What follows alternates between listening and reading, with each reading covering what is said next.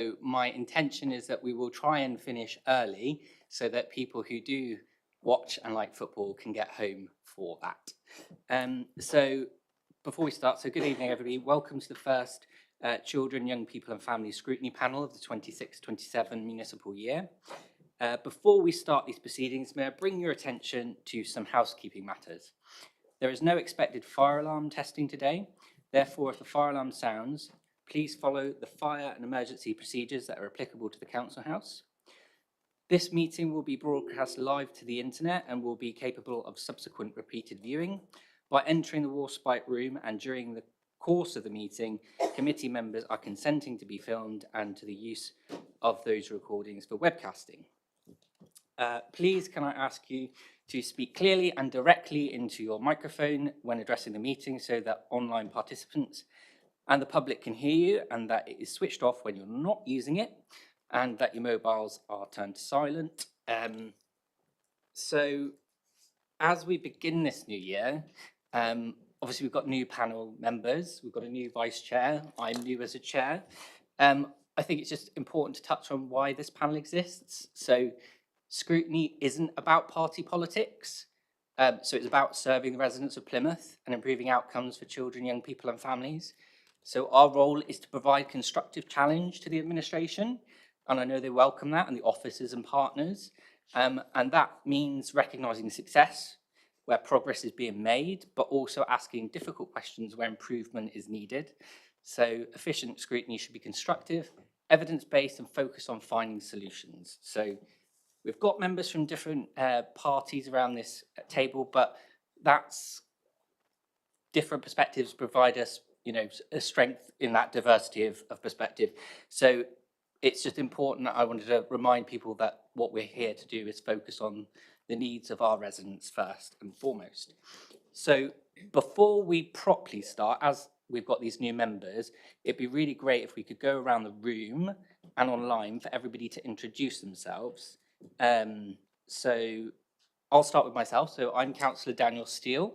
So I'm the chair of this scrutiny panel. So it's my first time chairing this, but I've been on it for a number of years.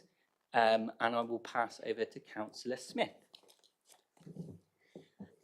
Hello, I'm Councillor Smith. I'm the councillor for the ward of Chattlewood, and I am the vice chair of this panel. And I've never been on a scrutiny panel before. I've never been a councillor before, so I'm on a steep learning curve, but looking forward to working with all of you.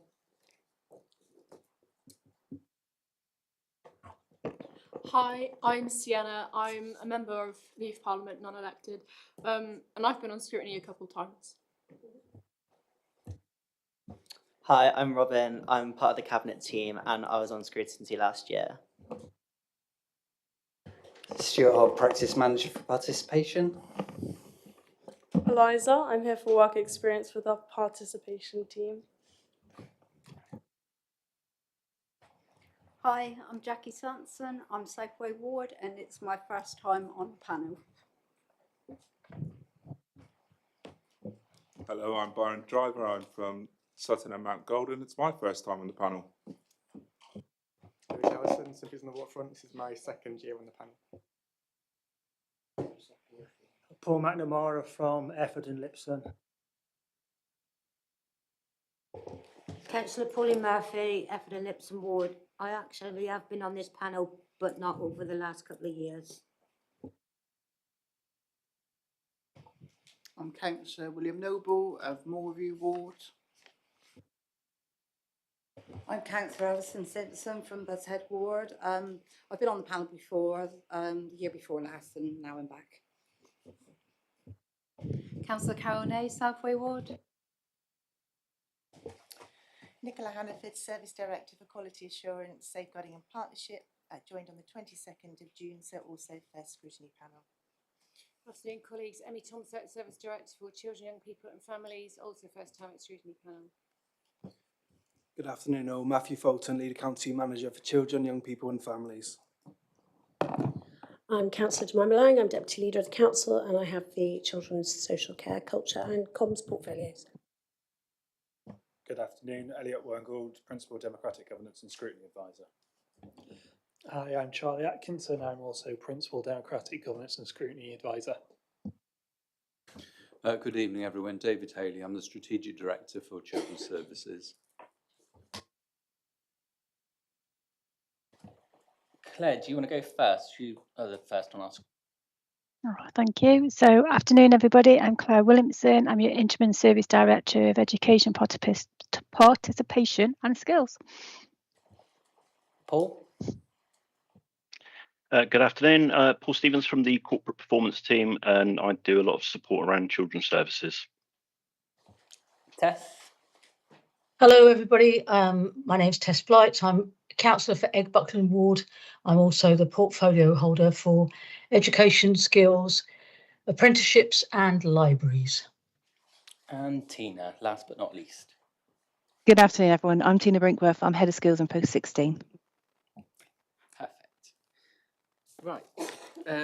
So, item 1, apologies. Do we have any apologies? Thank you, Chair. So we've had apologies from Councillor Blight, who's attending online, and we've also had apologies from Councillor Cook, who is being substituted by Councillor Nay. Brilliant. And item 2, I promise it won't be this quick on everything.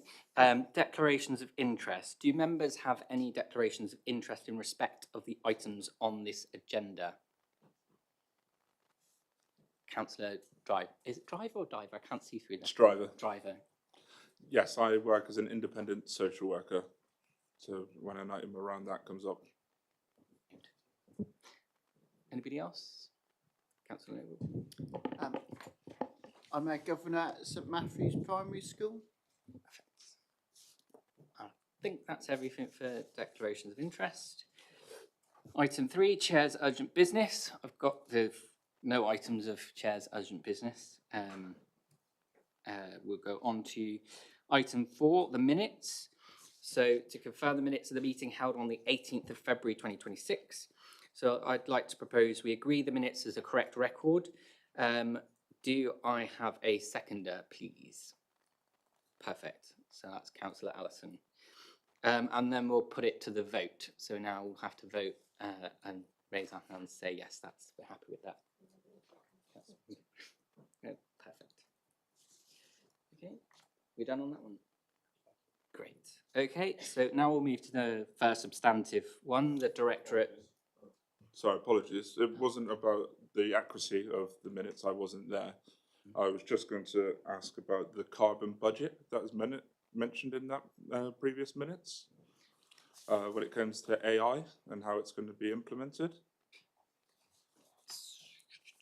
So that would have been an item that we would have discussed at the last meeting. Yes. I would suggest that perhaps it's not appropriate at this moment to raise that into discussion, but we can look at how we potentially either it can come up into the agenda of this meeting, or it's potentially something we can bring to the work plan in a future. That was going to be my suggestion, was the work plan, but thank you. Great. Right. Sorry, could I just confirm, sorry, trying to get a bit of information, we may not know immediately, but that was referred from this children's scrutiny panel into another scrutiny panel where the council's work for AI and that technological advancements, etc., innovation is managed and governed. So that would go through that scrutiny panel and we can forward you around the information about that if we haven't got it immediately. Thank you. Councillor Nay. Thank you, Daniel. Could you just confirm, David, for us which scrutiny panel it went to, just for Byron to have a look? Thank you. I can't, sorry, just at this second, I can't because I've just asked my colleagues to my right, but and I'm not sure if it's been there yet or if it's on the forward plan for this year, but we did refer it to another scrutiny, the appropriate scrutiny panel. Through you, Chair, likely to be Scrutiny Management Board. I think I can remember it on the work programme, but I'll confirm by email.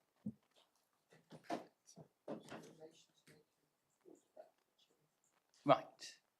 Okay, so let's move on to item 5, Directorate Business Plans. So that's for David here to provide a verbal update. So I'll hand over to you, David.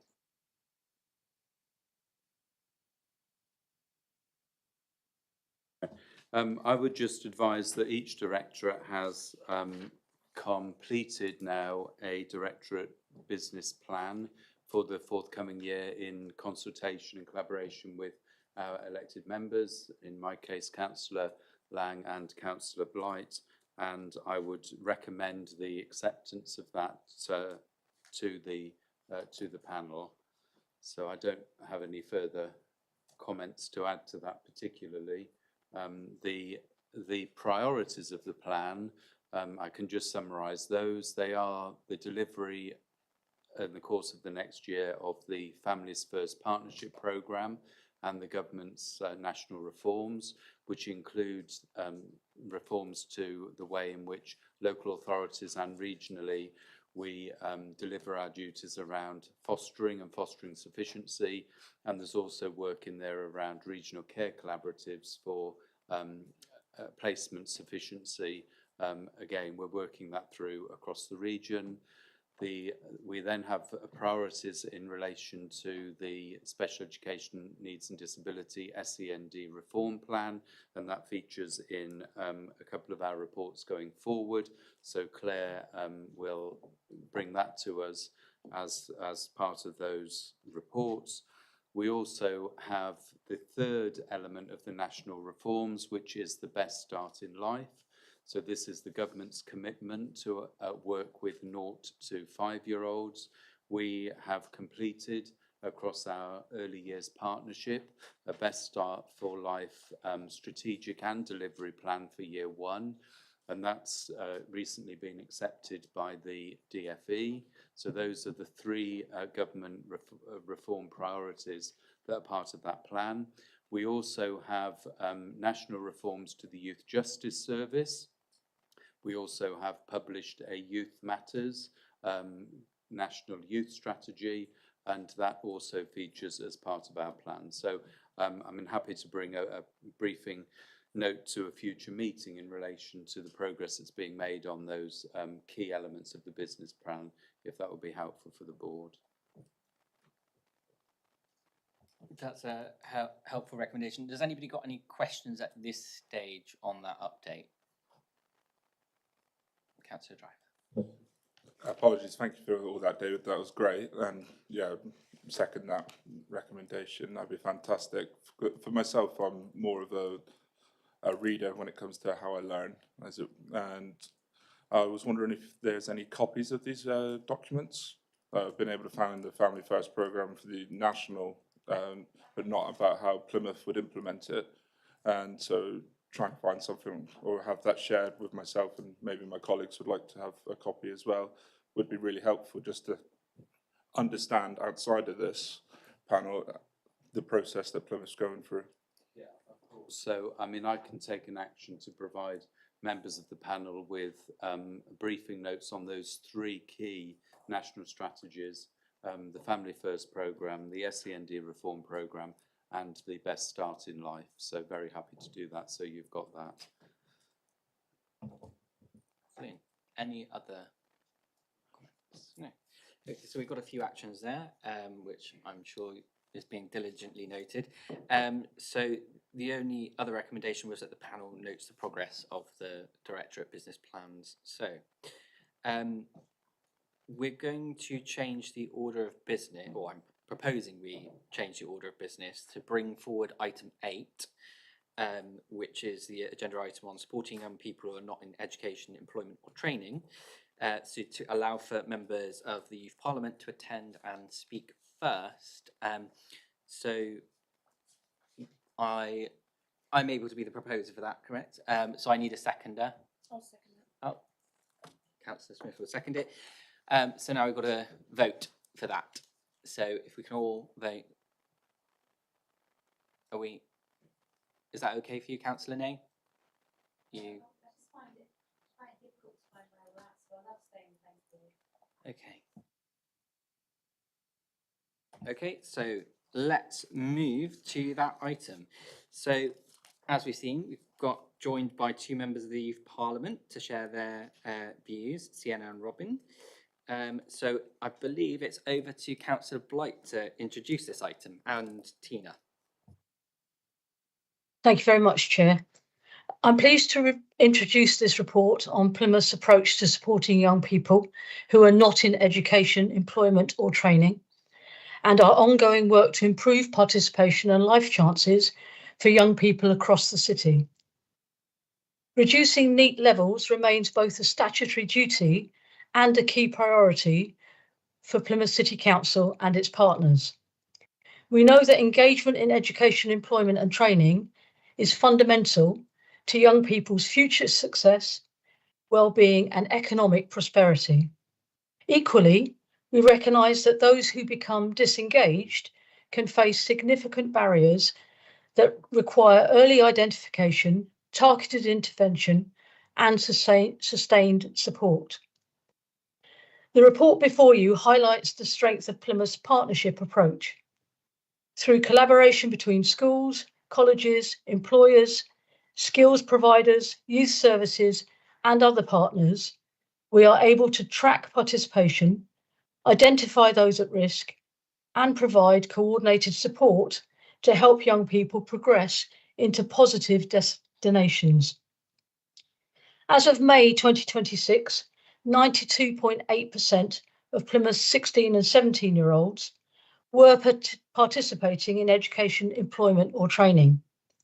Our NEET rate of 4.2% remains broadly in line with the national average, and over half of those currently recorded as NEET are actively engaging with services and seeking opportunities to progress.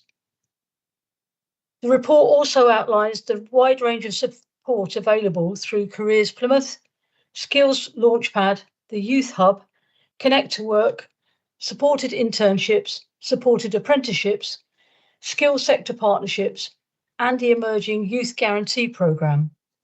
Alongside this, our multi-agency education, employment and training panels and the forthcoming No One Left Behind task force are strengthening our ability to provide coordinated support for young people facing the most complex barriers.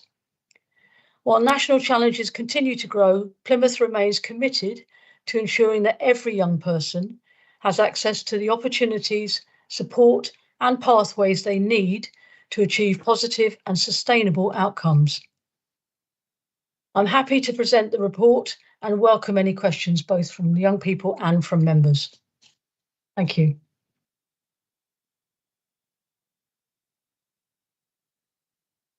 Right, so I believe it's over to you now, Stuart, for this next section, for the introducing Sienna and Robin's question. Yeah, thank you very much, Chair.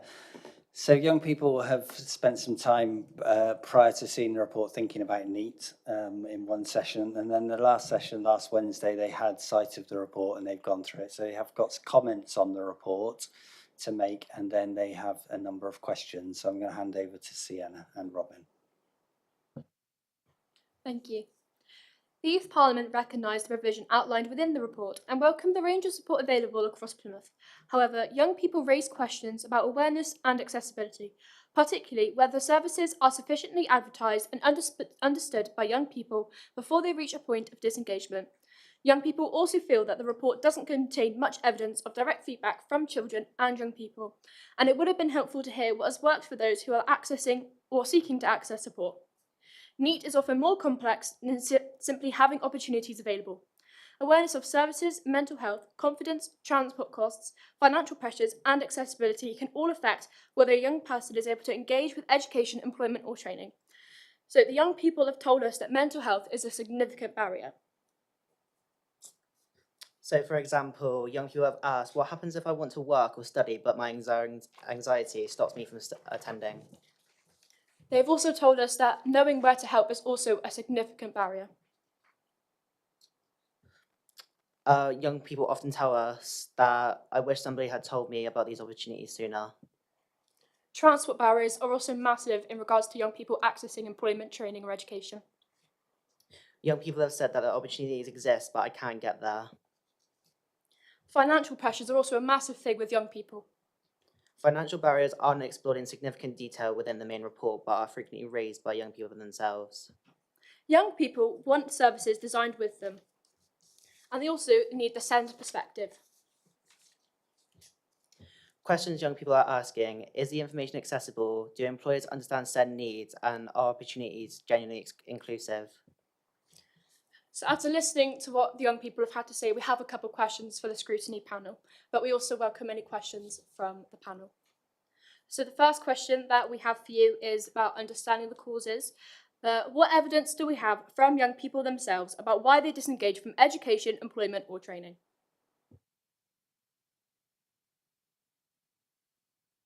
Would you like me to take that question, Chair?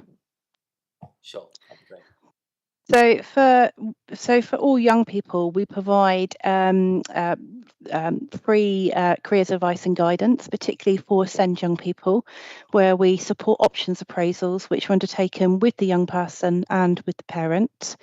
And that has been available from the transition point of year 10 onwards.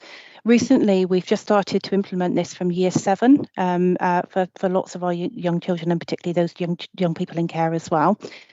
We have Skills Launchpad live, where we've got a whole suite of information which is shared.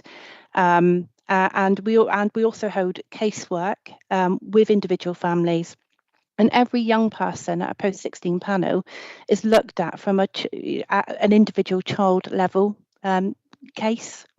And we also hold conversations. Our 0 to 25 teams will hold parental conversations and young person conversations through all of their annual reviews as well.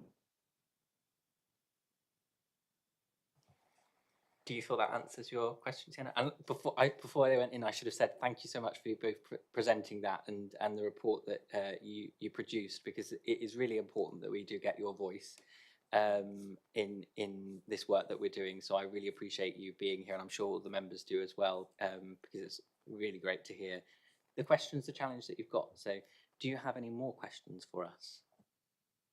Yes, sorry. Our next question is around mental health and well-being, and it is: how are employment and education services connected with mental health support services? Do you want to come in to answer that one, Councillor Blight?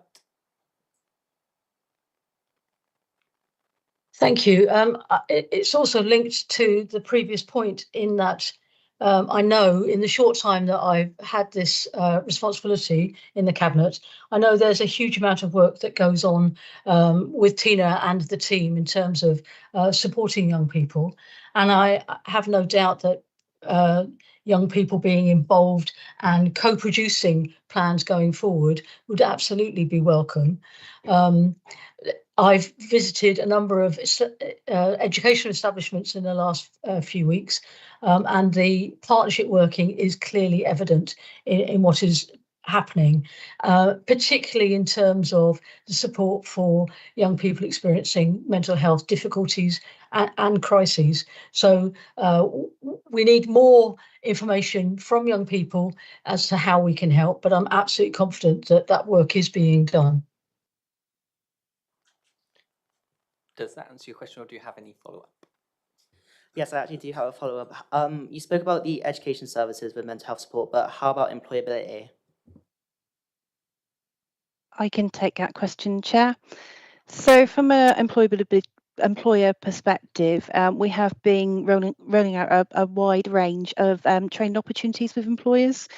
And we have worked really hard on inclusive employment pathways, and those pathways include supported internships, pre-apprenticeship programs, apprenticeship programs, supported apprenticeship programs, and pre-supported internship programs. All of those are really built around inclusive employment pathways. And alongside a work placement for the young person, we've been providing training for employers, particularly around being trauma-informed, mental health support, trauma support, mental health support, and really how to, lead in a really inclusive workforce. So we do offer training for adult skills training to employers, and we also provide work coaches alongside a young person in a work placement, which really is about then the young person being able to access sustainable work. And the work coach supports not only the young person in the workplace, but also supports the employer to make sure that they can make the workplace adjustments needed to make the work so the young person can successfully transition into sustainable work. Perfect. Thank you for that follow-up, Tina. Have you got any more questions for us? Excuse me, Councillor Steele, could I just come in? I am really interested in Robin's question, and I don't think perhaps we've answered it well enough, and I don't think we're probably going to be able to answer it well enough tonight. But that connection between helping and supporting a young person's emotional and mental health and their helping them into employment, education and training. And I would be interested myself to know more about how, as a system, working with health colleagues, working with schools, working with our services, what does that look like now? And could we, having looked at what it looks like now, identify some improvements that we could make to that for young people? So could I offer to take that up as an action and report that back to you, Robin, and the young people through one of your groups, so that you don't have to wait for another scrutiny meeting in 3 months' time? Be okay. Thank you, because I think it's a very interesting question, and we do know that there are numbers of young people that aren't able to access employment, education and training because of their emotional and mental health, or because they have some form of special educational need, which won't prevent them accessing employment or training, but they will need more help to do that. And I think we would all share a collective responsibility to do that on behalf of the children and young people. So we'll do a piece of work on that and come back to you within about 4 to 6 weeks. That's okay. Thank you. Can I suggest that that's also shared with members? Of course, yes, yeah. Where we make sure we're keeping them honest, that they actually do follow through with what they're promising you. I will do it, honestly, I will. Well, the royal we, of course, Councillor Steele. It will be done. Thanks. Any more questions from you? Yeah, there's a couple more questions to come. So the next question's on awareness and accessibility. So this question is, how does Plymouth measure young people's awareness of these services?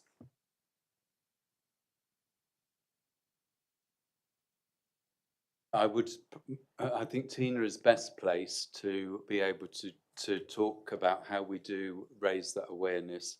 And again, you know, there may be a further conversation with you to make sure that we're doing that in the right places and in the best way it's most accessible. But I think there are quite a lot of ways, Tina, in which we are promoting the offers that are available. But perhaps you'd like to. Yeah, absolutely. So we use all of the social media channels, and that does include, you know, TikTok, Instagram. So we use every available social media channel available to us. We also use parent carer forums. We use all of our extensive network. So we're really reached across the community. So we use all community groups to share information.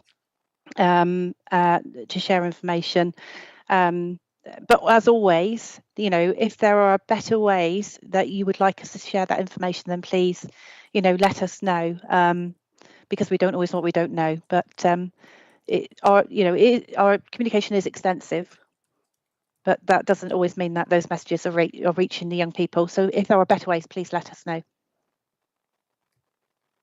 Can I just come in there? I think, Tina, the question was around how does Plymouth measure the young people's awareness? So how do you know that young people are aware? I know we do promote it through various ways, but do we ever check that young people are aware of new schemes or new opportunities?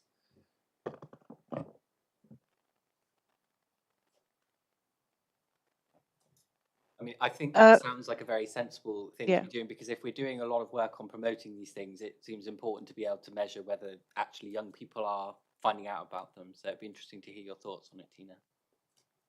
Yeah. So can I take that one offline and work with the young people on how we think we should be measuring it? Because, you know, currently, we only know where people are enrolling. So obviously we can measure the numbers of enrolments. We know the number of people looking at supported internships, supported apprenticeships. There's a lot of information that we currently track. But if there's, if the young people think there's a better way for us to measure that, and if they want to see some clear measures, then I'd happily come to a youth participation group and actually discuss that, if that's helpful.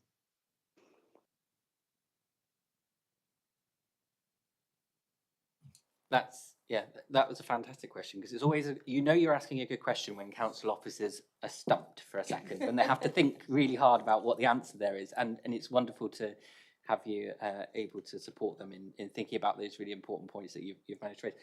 I believe you have another couple of questions for us, have you? Carry on.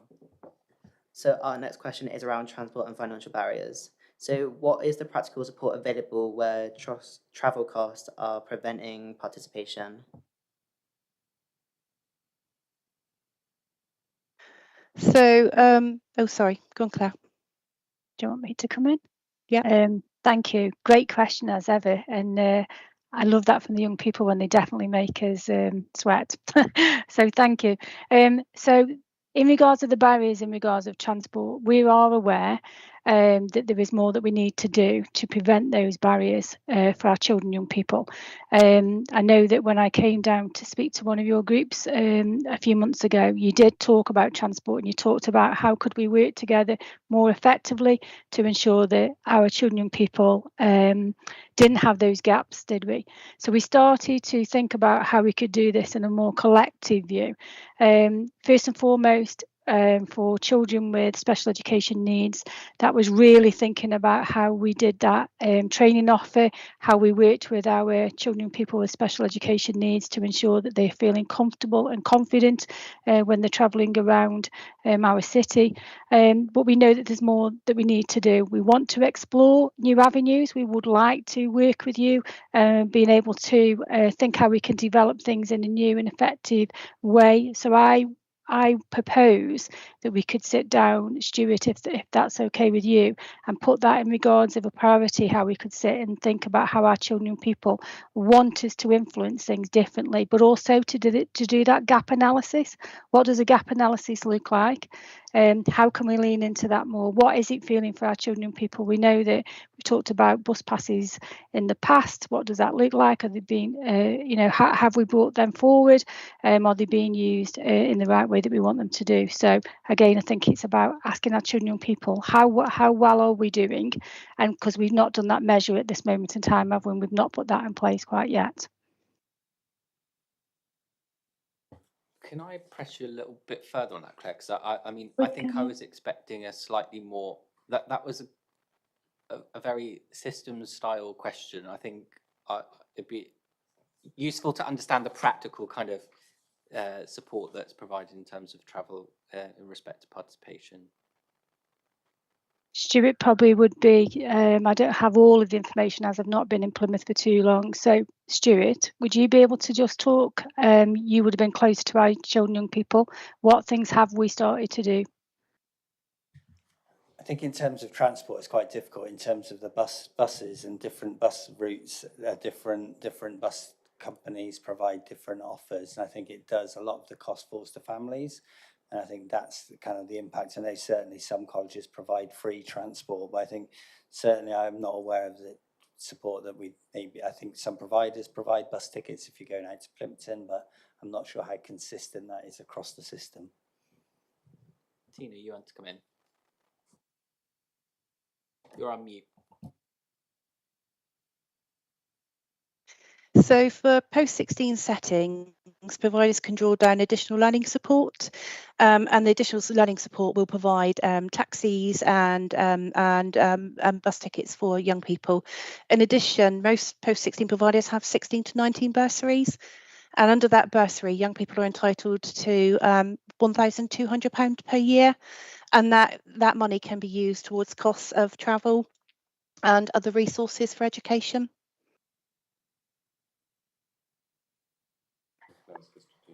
So, sorry, I'm just jumping in off your question. What you've just said there, Tina, I was just asking David whether we actually track how much education provider. Sorry, I'm going into my question, so just indulge me for a second of whether it'd be possible for us to track how much the education providers are actually drawing down on that funding, because if it already exists, it's kind of like what you've said in your questions.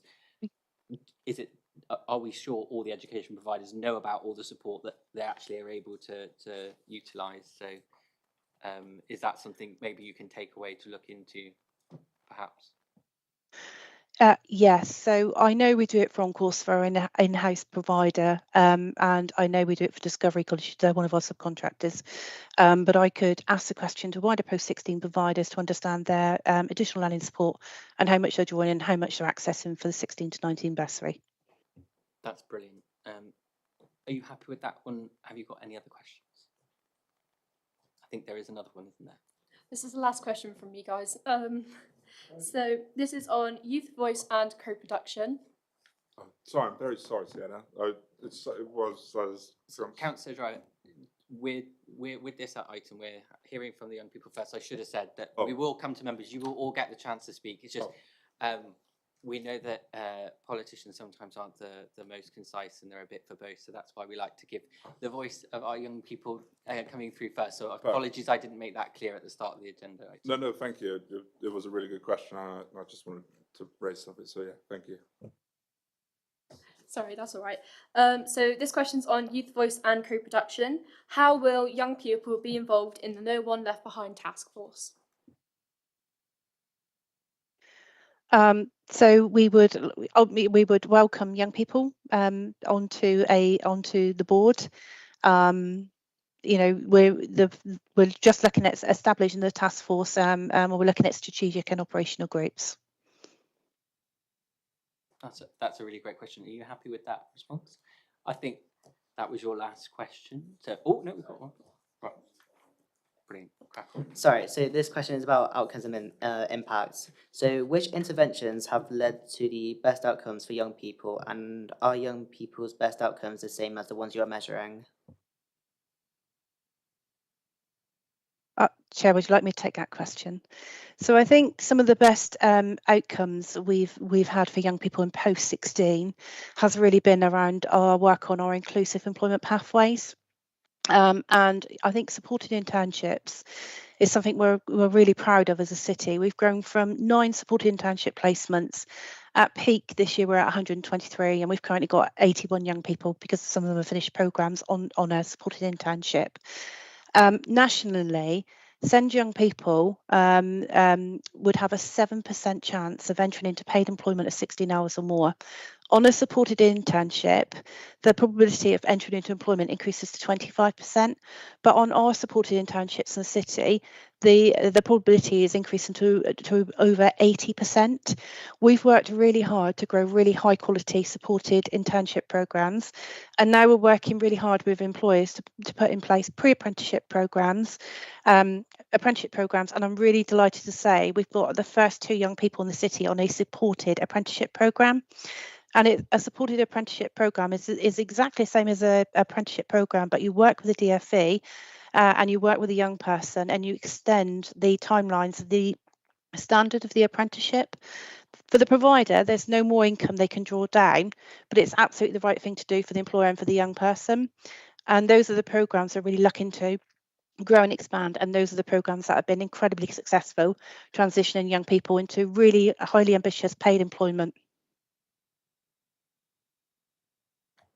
Are you happy with that response? I've got to say, those are some fantastic questions you've asked. Like that final one, particularly, you probably could write a whole essay on that. So that's one of the great things about when we do bring in young people, the residents we are trying to serve here, is that they tend to ask the best questions. But I want to be clear that this issue of needs, from my perspective, I don't intend for it to be a one-off. I think this is really important, and you've raised loads of different angles that we could look at this from.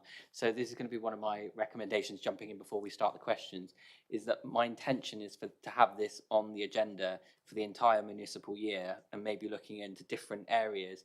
And obviously we'd really welcome your support on that, because the report that we've got in front of us is great in being quite descriptive. It's a really good start. But the one thing it hasn't got is your voices coming through that, and that's something I want to make sure that when we bring this back to the scrutiny panel the next time, it's very clearly got your voices embedded into that. So I'm sure we'd all really welcome your support with that over the coming municipal year, and I'm sure Stuart will help us with that. Now let's open to questions from We'll start. To be fair, because Councillor Driver, you did start halfway through, but so yeah, you can go first. Thank you and apologies. I wasn't trying. So point of learning for me there. So that's great. Thank you. For me, I was going to bring it up in regards to education, but I thought it was such a good point that I was going to raise it at that point. Was that I noted that home to school transport. I know that home to school transport is an in-demand service, but I don't see it on our work program within, and I was going to ask if we could add that as a point, because I know that's a stressor for families when it comes to homes, and these young people did bring it up as well, so I thought it was something we should add. Thank you for that contribution. That would come into item 12 on the agenda because we go through the work program. So, but no, like I say, no worries. We're all like it's you're new to this, but that's fine. So I'll make a note of that in advance for item 12, basically. Councillor Wood. Yes, thank you, Chair, and apologies for being 10 minutes late when we started. I note that on section 6, paragraph 3 on page 53, we've highlighted that 139 or 52% are listed as seat, but this leaves 117 or 44% who are not listed. Now, given that someone can mask appearing to seek employment educational training, the numbers of people who are choosing or unable to seek employment educational training may well be higher than listed. So can I just double check how we are checking to make sure those figures are correct and what's happened to the 44% who have not been mentioned? Do we have data on those who are listed as seat and see if there is a trend between parents and guardian employment and those who are not in employment? And then the theme I always raise is data lengths. We've given the current position.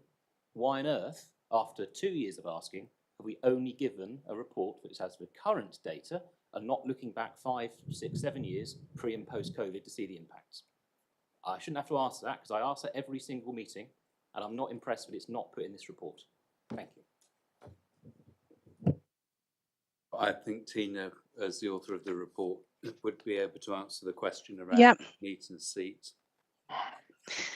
Yeah, thank you. So we do extensive, we have a statutory responsibility to record all participation of post-16 young people in year 12 and 13. We do that through phone calls to young people and parents, to letters, and we have to check the status every 3 to 6 months depending on the vulnerability of the young person. So we know our data information is really accurate. We've got quite a lot of personalised information. And the young people who are seeking employment education, that's 50% of the young people who are currently not employment education and training. So 50% of those not already engaging with our services. Where young people are not engaging, we work extensively to offer one-to-one supports, personalised support, and we send letters to the families as well to offer support for engagement. And apologies that the historic information hasn't been included. I will make sure that's included going forward. But what I can assure you is that 3 years ago, 1 in 10 of our young people were either NEET or unknown, and today we're at 4% NEET and 2.5% unknowns. So our figures have reduced, and have reduced since pre-COVID times. Can I just ask a clarification, sorry, before I take questions, because in the report it says NEET, so 3% unknown, and you just said it's 2.5%. Or is that the national average is 4%, and hang on, maybe I'm reading the report wrong. No, so the national average is for unknowns is at 3%, and Plymouth is at about 2.4, 2.6.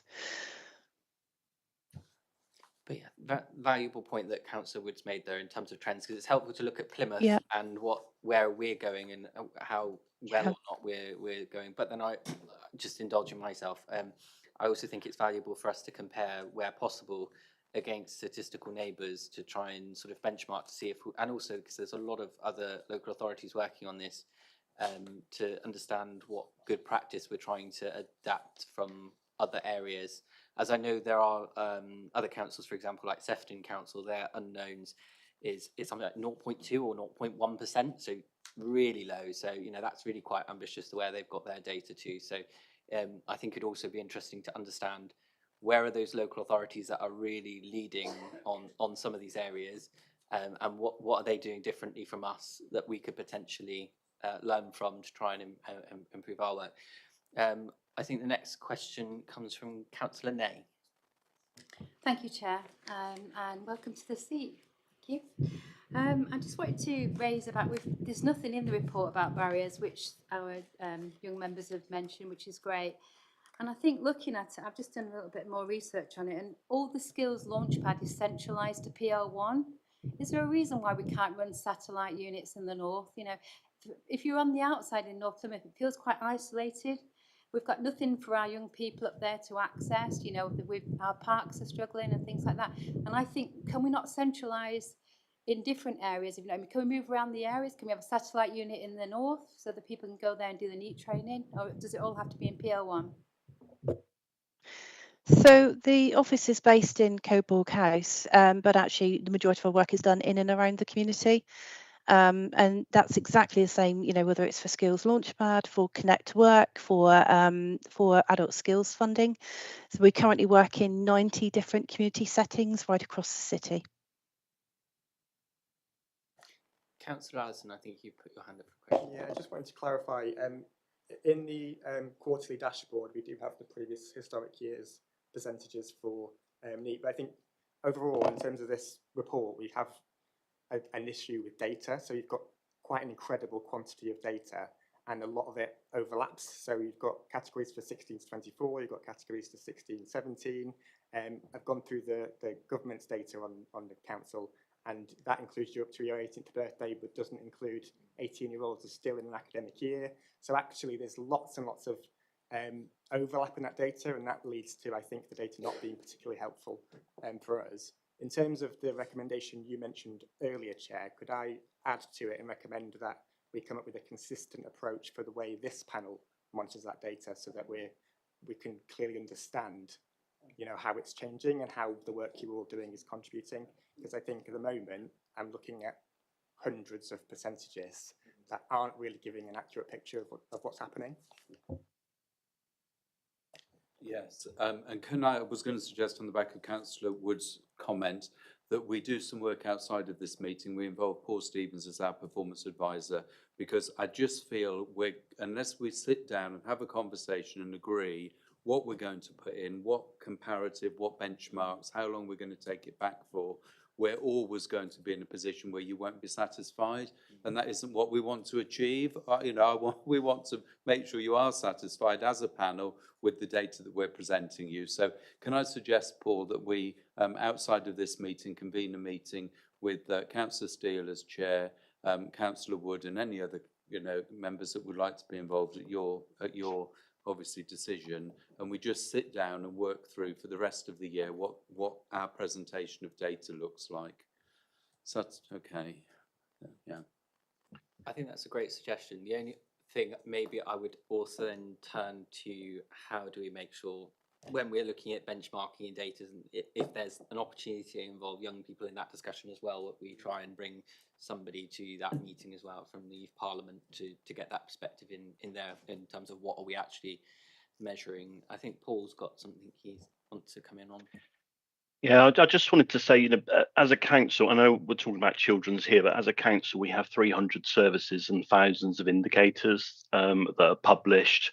And in the next report, if we go back to the quarterly performance report, I've often flagged and raised and explained that there are many sources of information that everyone can access, so open information. And I've given 4 very useful links, and that information can go back a decade. So, you know, it's not that we're not providing data, because there is a lot of data out there, and we don't want to drown people on data and end up with a 40-page report with just numbers on.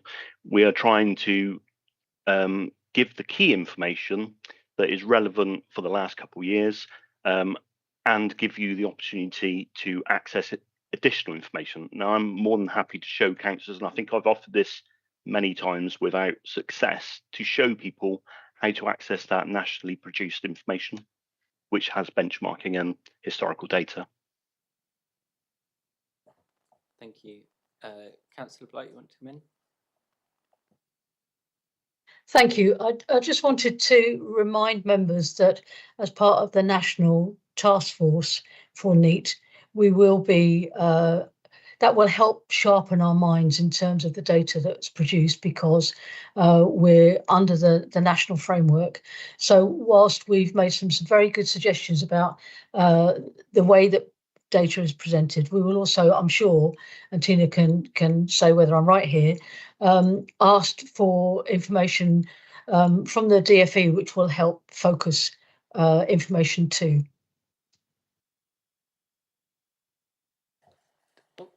Councillor Lang.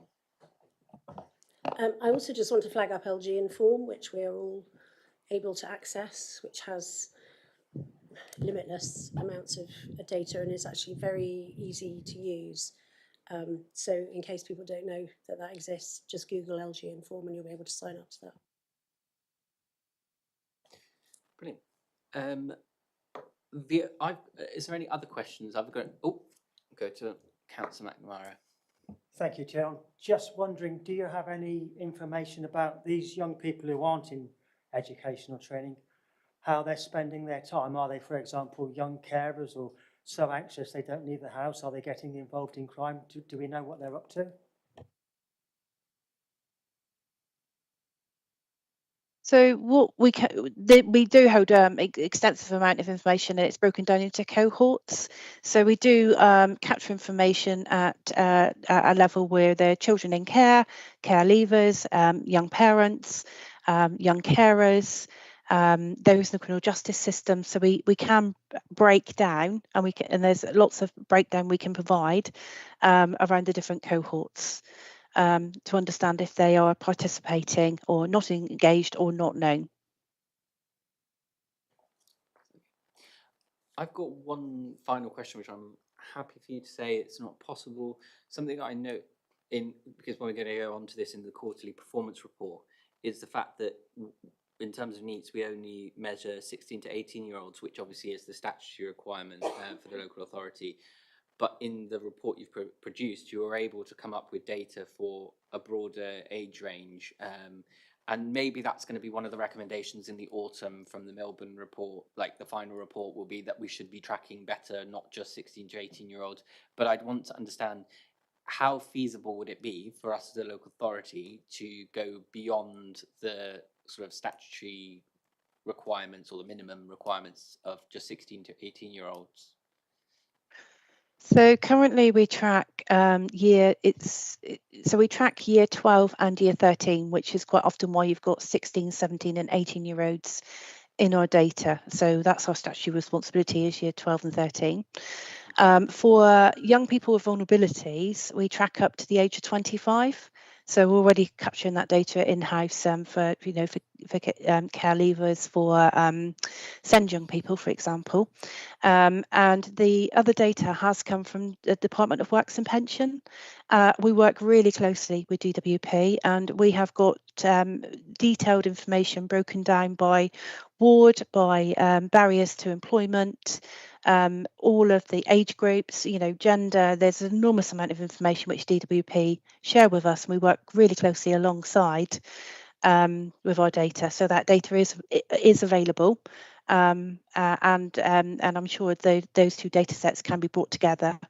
But we'd just have to, if to get the personal level information, we'd have to work through data agreements through the Department of Work and Pensions. I'm probably jumping ahead for the next agenda item, but I wonder whether, as part of that meeting that David suggested that we have, where we try and thrash out what is the actual data we want to be tracking, if we have got this data that already exists from DWP, like that's quite a good proxy, the claimant count that they've used there, so you've got 1,575.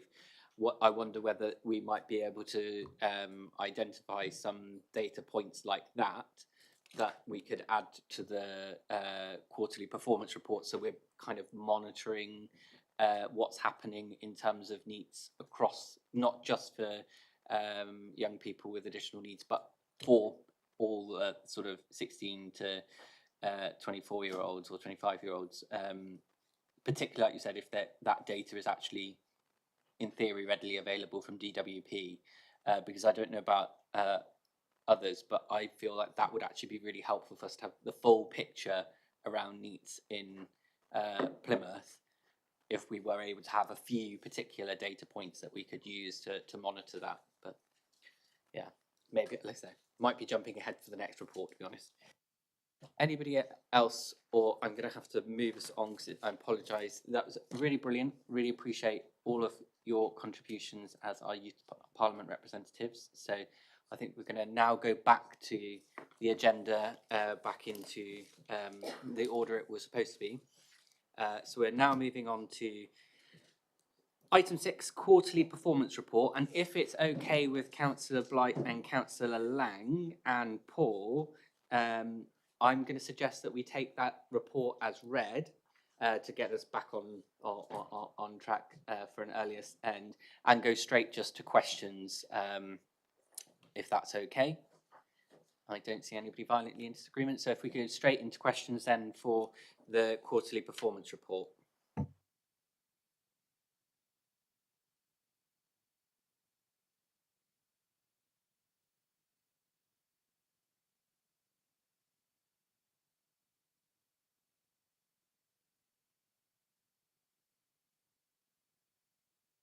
It looks like nobody's got any questions on that agenda item.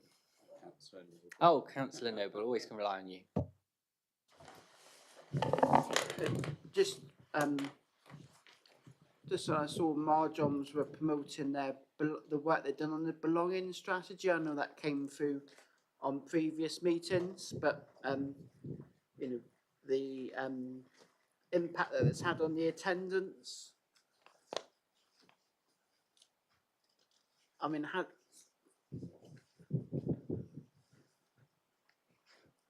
there does seem to have been a reduction in attendance. Could that be attributable to the belonging strategy being implemented across our schools? I think on the data, there's an improvement overall in school attendance over this period. For some groups, it's not as marked as others, and Claire would have a bit more of detail, but certainly the work that our schools are leading on with the local authority on the place-based work and the inclusion and belonging strategy we have seen this year is coming through, and we can see the impact of that, particularly on some groups of children and young people, by them being able to be in school for longer. We have had for some groups a reduction in suspensions, a reduction in exclusions, and we do, as you've mentioned, Marjohn's University, they are doing a big piece of work on it, and we do work with them as well. It has to be a priority for us. You know, we're not where we want to be yet as a city in terms of the attendance data and some of the data in the report, but we have made progress this year, and we are really focused and really working on it with our schools as a priority, because we know, don't we, that good attendance at school does enable young people to succeed academically, improve their qualifications and improve their longer term outcomes. So it really is a priority for us within our education strategy. Councillor Wood. Yes, thank you, Chair. It's about the number of children placed outside of the city boundary. We've touched on this in previous meetings. So on page 23, we've highlighted 25 are placed more than 100 miles and 21 placed more than 200 miles away. Do we have a record to show how many other authorities are placing their children within our local authority boundaries? And is that available to be seen? Thank you. I need to answer that.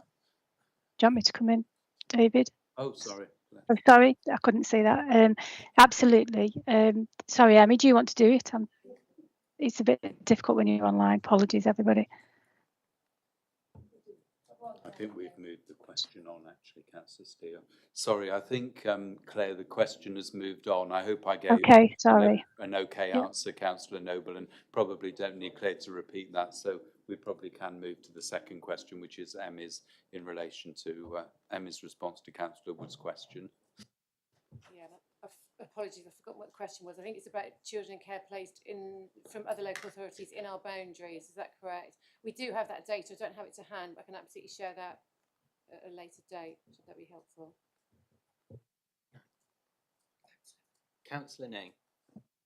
Thank you, Chair. I mean, with the absence and attendance, it might be useful for us to have more of a breakdown with Sutton and Mount Gold, Moorview, wards, just so we could see how things are going where we are actually.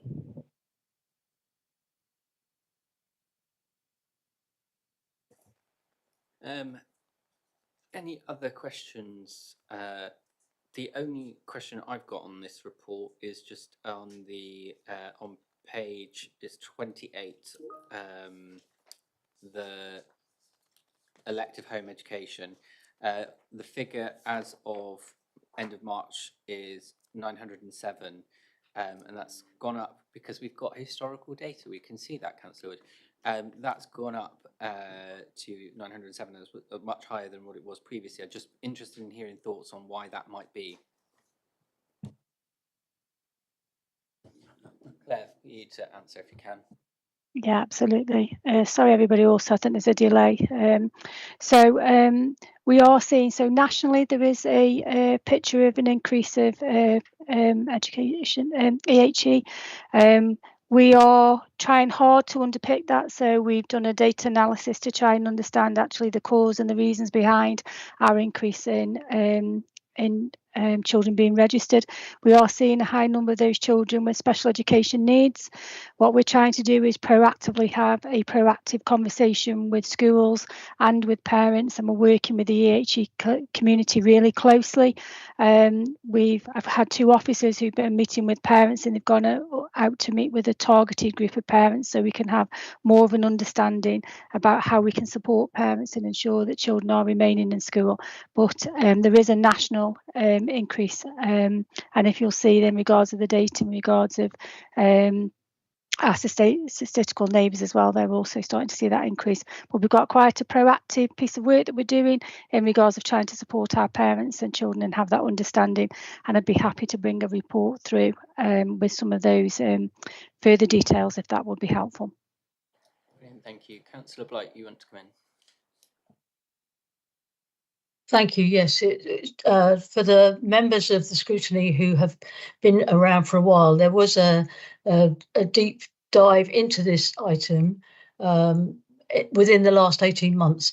But similarly to the issue you raised, Councillor Steele, about NEET being a regular item on the agenda for scrutiny, I would suggest that elective home education needs to be a regular item on the scrutiny panel agenda. And thank you for reminding me of the deep dive. I just said to David, clearly I have forgotten said deep dive as I was on the panel 18 months ago. But maybe that speaks to your point around why it needs to come back at regular intervals. If we've got no more questions on item 6, I will move us on to item 7, the quarterly finance report. Again, Councillor Lang, I'm going to take this one as read if that's okay. So we'll go straight into questions. If anybody's got any questions on the quarterly finance report, please put your hand up. Councillor Wood. Thank you, Chair. The figure that pops out at me in this, aside from we know, and it's not just us, it's national, that budgets and overruns have been consistent across the whole country. But what does strike me as being slightly out of kilter is on your table on page 39 is on the delivery plans, where we jumped to 3.139 million in 24-25. That's clearly higher than the other years. Can we just explain why that has been there for me, please?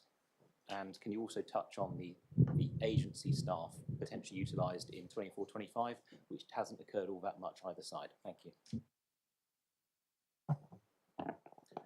So the jump in delivery plans is purely down to the level of investment. We've invested in 2 new residential homes. We would expect financial savings from that. We've invested in a therapeutic team. The idea is to be able to draw carers, entice carers into our in-house fostering delivery. So we should be able to bring residential placements into in-house. That would also generate a cash flow saving. Currently expecting additional funding from health colleagues, although that is in dispute. So, you know, we are working on with that. And then we've also introduced the no wrong door model that delivers £1.960 million worth of savings. The idea is we are bringing in new models of work to prevent children coming into care. So these are new strands of work for this financial year, and therefore our delivery plans have jumped up in line with that.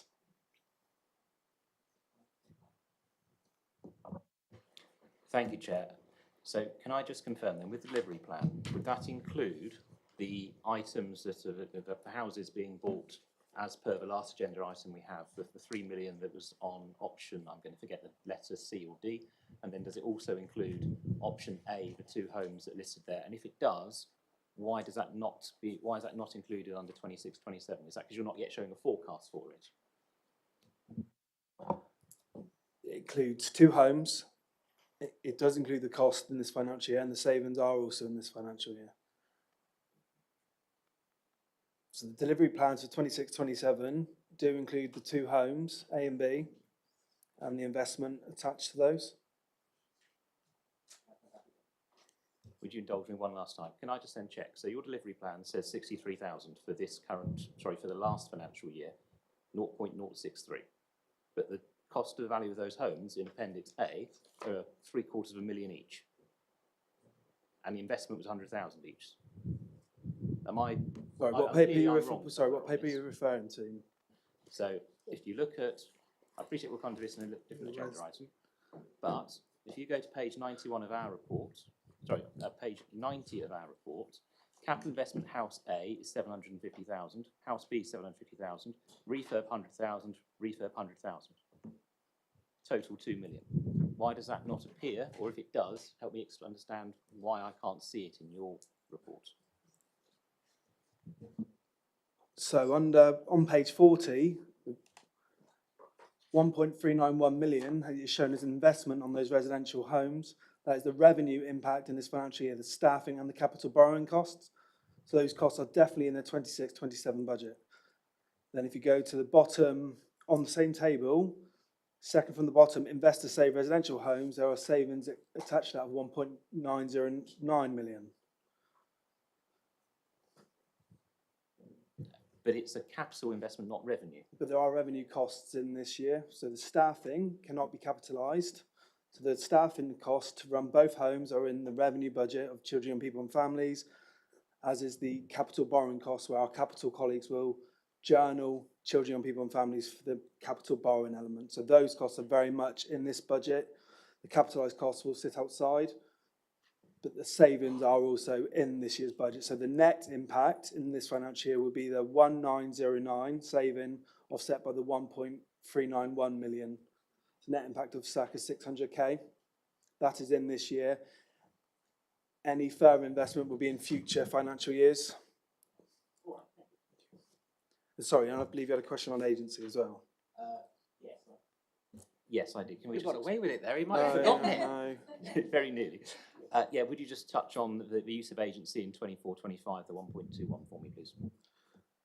So we do rely on, Emmy may be able to come in, we rely on agency staff, statutory roles, we need vacant post filled, so we do rely on our agency. What we haven't done a full monitor yet, so what we've been able to provide is what we've spent to date on agency staff, and we can compare that looking back to the previous financial year.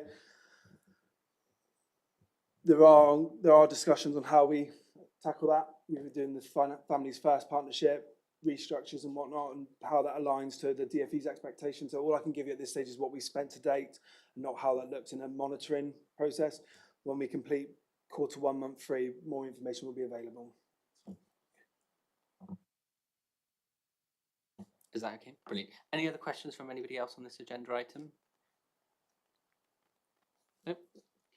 Okay, I'm going to move us on then. So we're now going to the Sense Efficiency Strategy Review for Pre-Decision Scrutiny, so item 9. So that one is for Councillor Blight to introduce. Thank you, Chair. And I do appreciate the opportunity to introduce it because, firstly, we need to formally thank Claire Williamson for the work that she has coordinated on producing not just the report for tonight, but the actual SEND reform plan that has gone off to the DfE. And it is a work of art. And let's hope that not just that, it saves us a lot of money in the short term in terms of the DfE writing off 90% of our high needs budget. Thank you, Claire, because that work has been amazing. Formally, what I should say to members of the scrutiny panel is I'm pleased to introduce this report on Plymouth's SEND sufficiency strategy, which sets out our long-term approach to ensuring that children and young people with special educational needs and disabilities can access the right support in the right place at the right time. At the heart of this strategy is a simple principle. Wherever possible, children should be educated in their local community, alongside their peers, in environments that are inclusive, welcoming, and able to meet their needs. This strategy demonstrates Plymouth's commitment to ensuring that children and young people with SEND are not viewed as separate from their peers, but as an integral part of our education system. It reflects our ambition to create a city where every child can thrive, where support is available as early as possible, and where families can have confidence that their local school can provide the education and opportunities their children deserve. Demand for SEND provision continues to grow, and it's essential that we plan now to ensure sufficient capacity across the education system for the future. The strategy sets out how we'll increase specialist provision across the city while reducing reliance on costly placements outside Plymouth and supporting more children to remain connected to their local communities. The strategy sets out how we'll deliver the additional specialist capacity required across Plymouth's educational system, whilst at the same time supporting our wider SEND reform plan objectives. It represents a move towards a more inclusive model of education, where mainstream schools and academies are supported to meet a broader range of needs and where specialist provision is available closer to home and closer to children's communities. Ultimately, this strategy is about building confidence. Confidence from parents that local schools can meet their children's needs, confidence from schools that they will be supported to be inclusive, and confidence that Plymouth has a clear and sustainable plan for SEND provision into the future. I commend the report to the committee and welcome members' questions and feedback. Thank you. Thank you for that, Councillor Blight. I really appreciate you presenting that report, and also the fact that this has brought us pre-decision scrutiny. So that's really appreciated that you're keeping us so much in the loop on this important piece of work. Is there anybody who's got any questions on this report, this agenda item? Councillor Smith. Thank you. Hello. Sorry, Chair. Thank you. I do have a few concerns about this, and the reason being is that teachers who are training now, if they do their degree, a 3-year degree course in their subject, and then do a PGCE, they no longer have any SEND training at all. Okay, they have it interwoven, is the word that's used, when they go and do placements, but that just involves following another teacher around who will probably be equally not trained. There are only 2 main universities in the country. One is Winchester, I believe, and the other is the Birmingham City University, who actually have a specialist SEND training. And well, they're the best ones to go to. And so I worry a number of things, that teachers have classes of 30, and a lot of these children do have quite a few emotional and behavioural problems as well as any other handicap they've got. And so I am concerned that it causes disruption to the other 29 students in the classroom, and teachers have a huge amount of pressure on them already as it is, and I'm just raising that as a concern.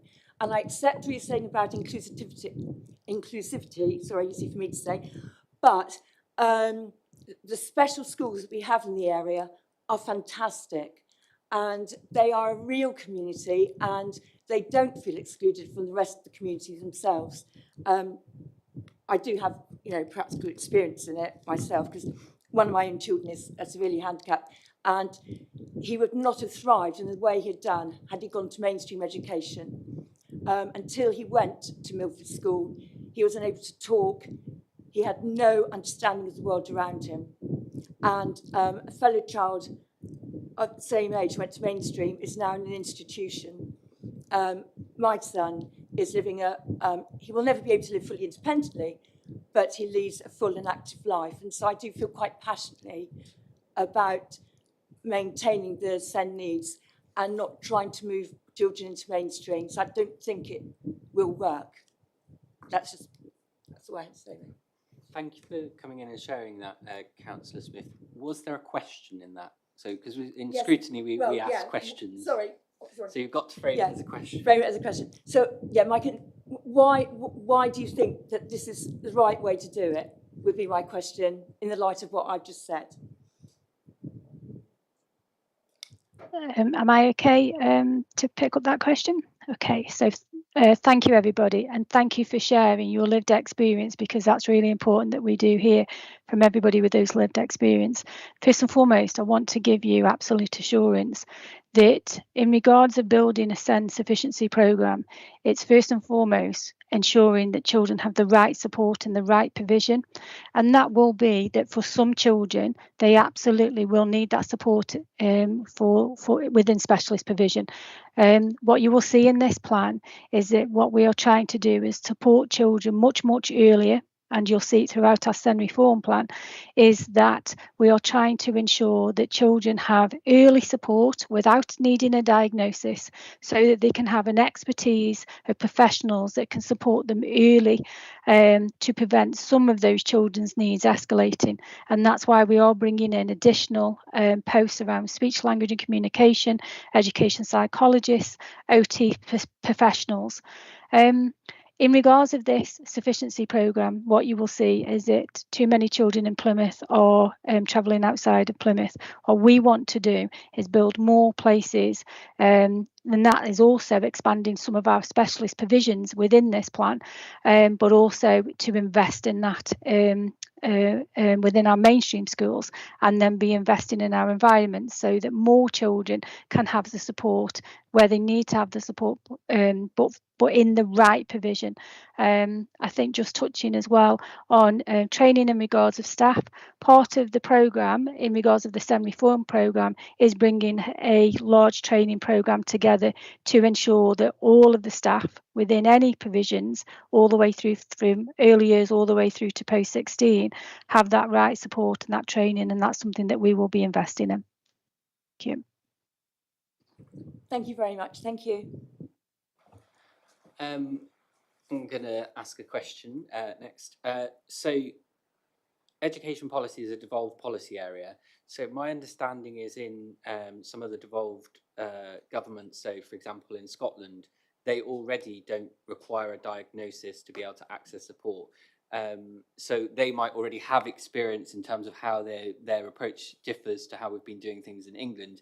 And I'm just interested to hear if it was really interesting hearing what Councillor Smith was saying around where are there universities that do a better job at training people, but also where there's already good practice within the UK, has there been, do we know if that DFE has actually done any learning to look up what are they already doing in Scottish schools, because they already seem to be doing an approach that sounds like what we're shifting towards?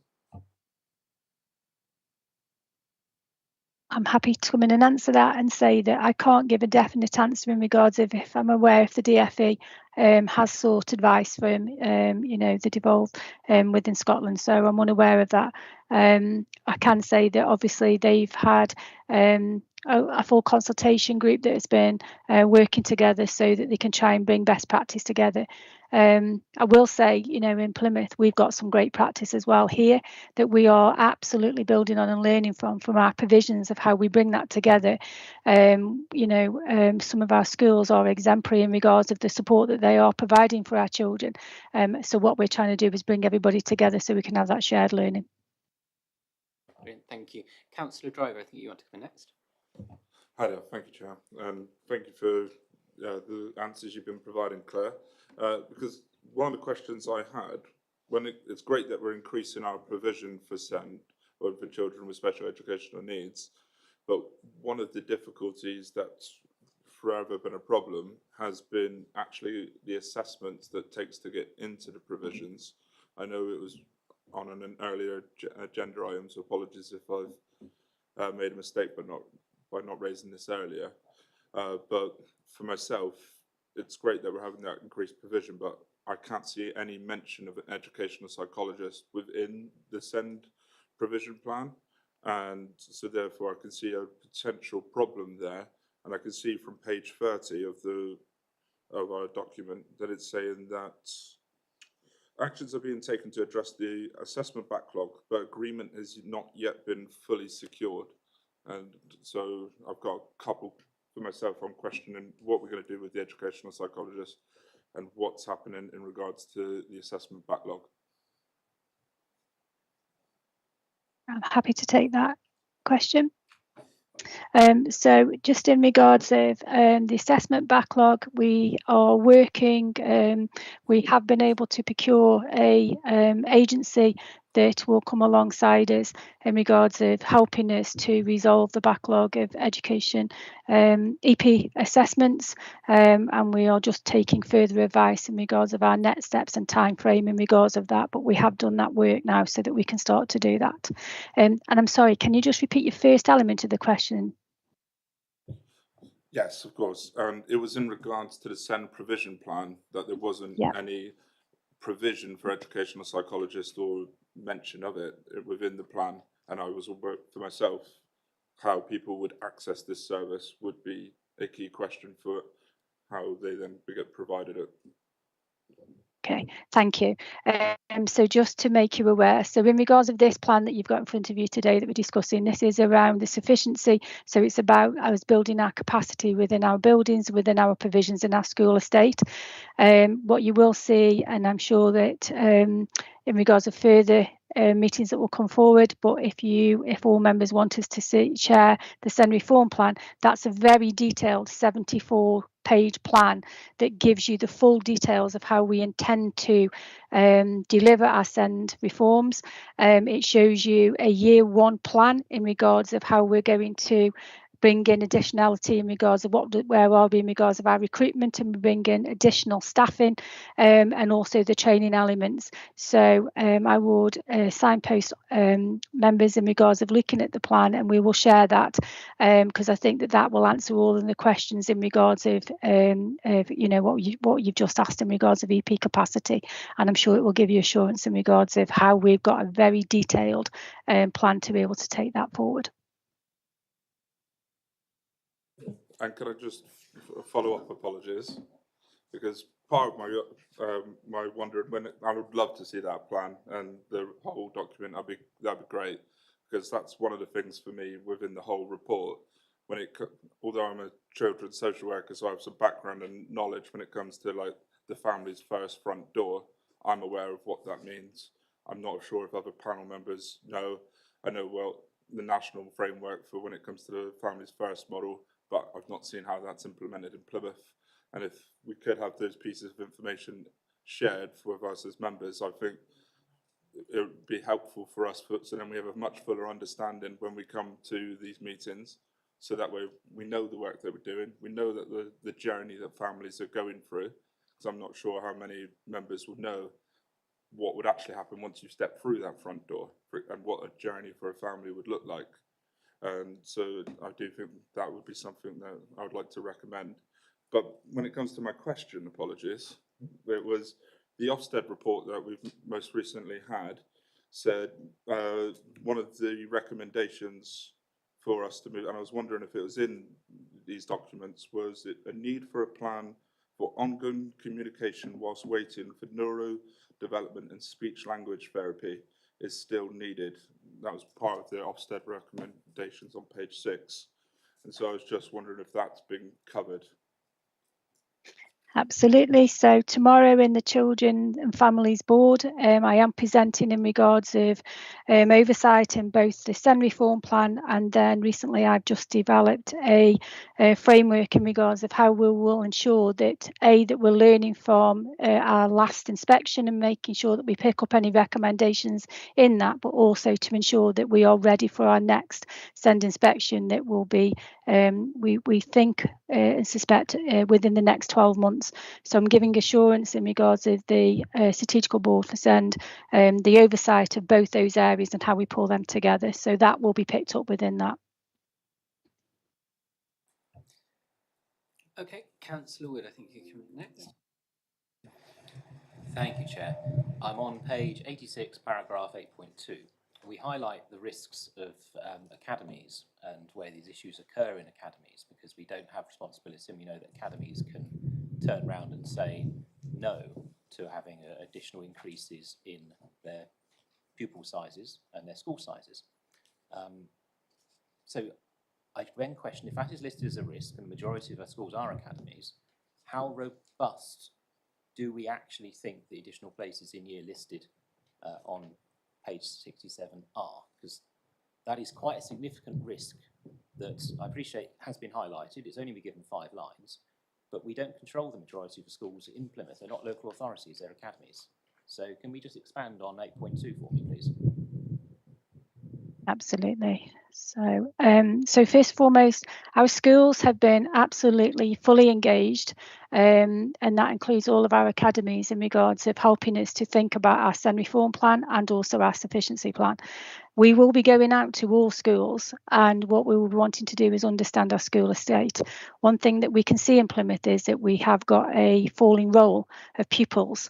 So one thing in regards of all of the schools are talking to us about is really wanting to ensure that we've got that viability in regards of our schools and how can we think differently.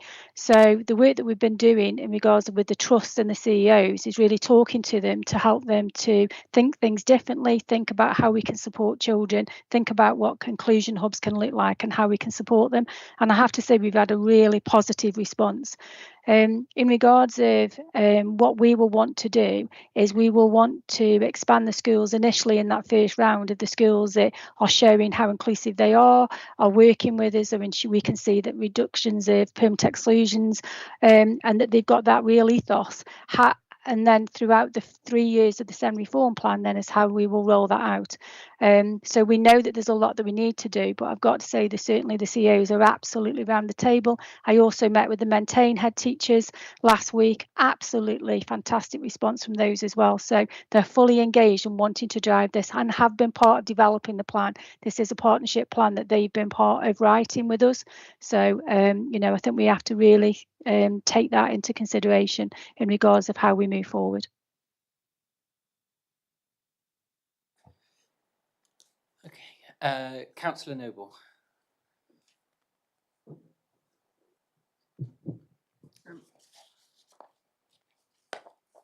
So, could you explain or give more detail on their role of expert hands and how they'll help schools meet the needs of increasing numbers of children with SEND?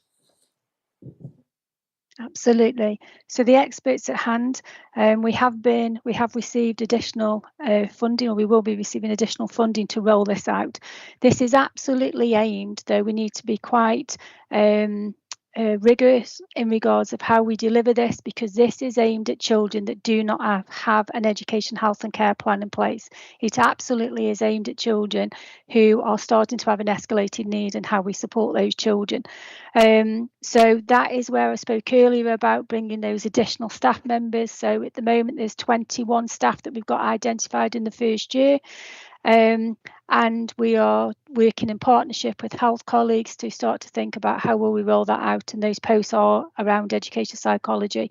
We know there's a national shortage around education psychology, so we have developed a new role around an assistant EP role, and that is really exciting for Plymouth, because what I've seen in other areas is how effective that role has been, and what we then will do then is support those successful candidates after 12 months or 2 years to apply for their doctorate to become a qualified EP, and we'll pay their bursary, but also support them in an SLA, so actually they are a grow your own model within Plymouth. The expansion of the OTs, the expansion of the speech and language therapists, what we want to do is ensure that we don't have a barrier to these professionals getting directly in schools. They will be directly, because they're additionality to the staffing that we've already got. They're going to be going directly into classrooms, directly to speak with senior leaders, directly in regards of, afternoon assistants, TAs, dinner ladies, and start to think about how can we build that training off, but also how can they get the advice immediately into those children without having to wait on a waiting list, or without having to wait without diagnosis. So it's an exciting time. We've already got lots of our adverts are already out, because as we know, every other local authority is doing the same. So we've been very, very quick to respond, to be able to bring these experts in. And this is only in year one. Again, we'll expand that. So the way that we're going to be working in Plymouth is to ensure that we're going to do some test models. So we're going to look at specific areas and try and think about how we can do that, build those expertise, and then learn from each of the pilots. So we've already set 4 task and finish groups up, and they will then evaluate at the end of that year how successful those been. And then that will help us to then roll out the second year and the third year as we move forward. Again, in this SEN reform, there is a very detailed document that will show you in regards of exactly what that's set out like. Thank you for that, Claire. I want to move us on. So there's been a few more questions, just because I'm conscious of the time. So I've only got 2 more people who've put their hand up to speak. So if they can ask their question quick in a concise way, and hopefully also if officers can respond in a concise way, Yeah. Councillor Ney. Thank you, Chair. Mine's really quick, actually. So with the press release by PCC on the 10th of May saying that we're getting a new SEN school, Plymouth Dunstan, can you confirm, is that still in pre-planning and it's not been shelved? And why is it not in the SEN sufficiency strategy? Thank you. Okay. In regards to the rebuild of Milford, that is in the strategy, and at this moment in time there's no agreed site. What we're doing is feasibility studies in regards of to understand in regards of the next steps, in regards of the progression, in regards of moving forward. However, we are moving forward at pace to ensure that we can ensure that we can rebuild that new school. So just a quick thing to come back. So it's not going to be built at Plymouth Dunstan then? At this moment in time, a decision on the site hasn't been made. So the feasibility studies will inform our next steps, and we're well on the way in regards of completing those feasibility studies. And then therefore then at that point then obviously once we have all those in, we'll be able to be in the position then that we start to move forward. Okay, thank you. I think perfect. So we'll now, thank you for that. We'll now move on to item 10, fostering recruitment effectiveness. I think that's for you, Councillor Lang, to introduce.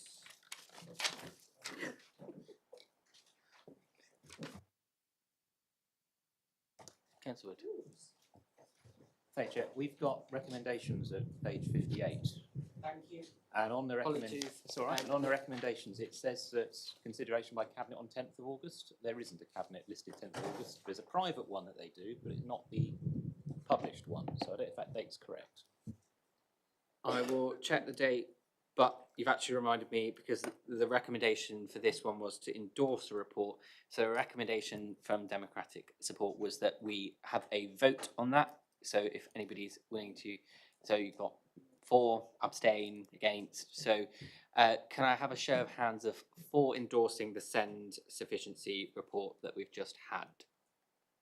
So you're not wanting, okay. I'm going to take that. And any abstentions or abstention? Okay. Good to know.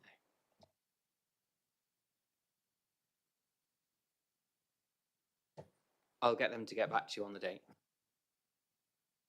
Right, so item 10, fostering recruitment effectiveness. Sorry, Councillor Steele, and apologies, I just needed to pop out, but could I just suggest, because of your interest in SEND and the reforms and the pace of change, with Councillor Blight and Councillor Lang's agreement, that we hold an all-members briefing where we can brief all members that are interested together collectively and share information with you in a briefing and enable you then to answer questions and talk with us, about that. So if my portfolio holders are in agreement with that, then I suggest that.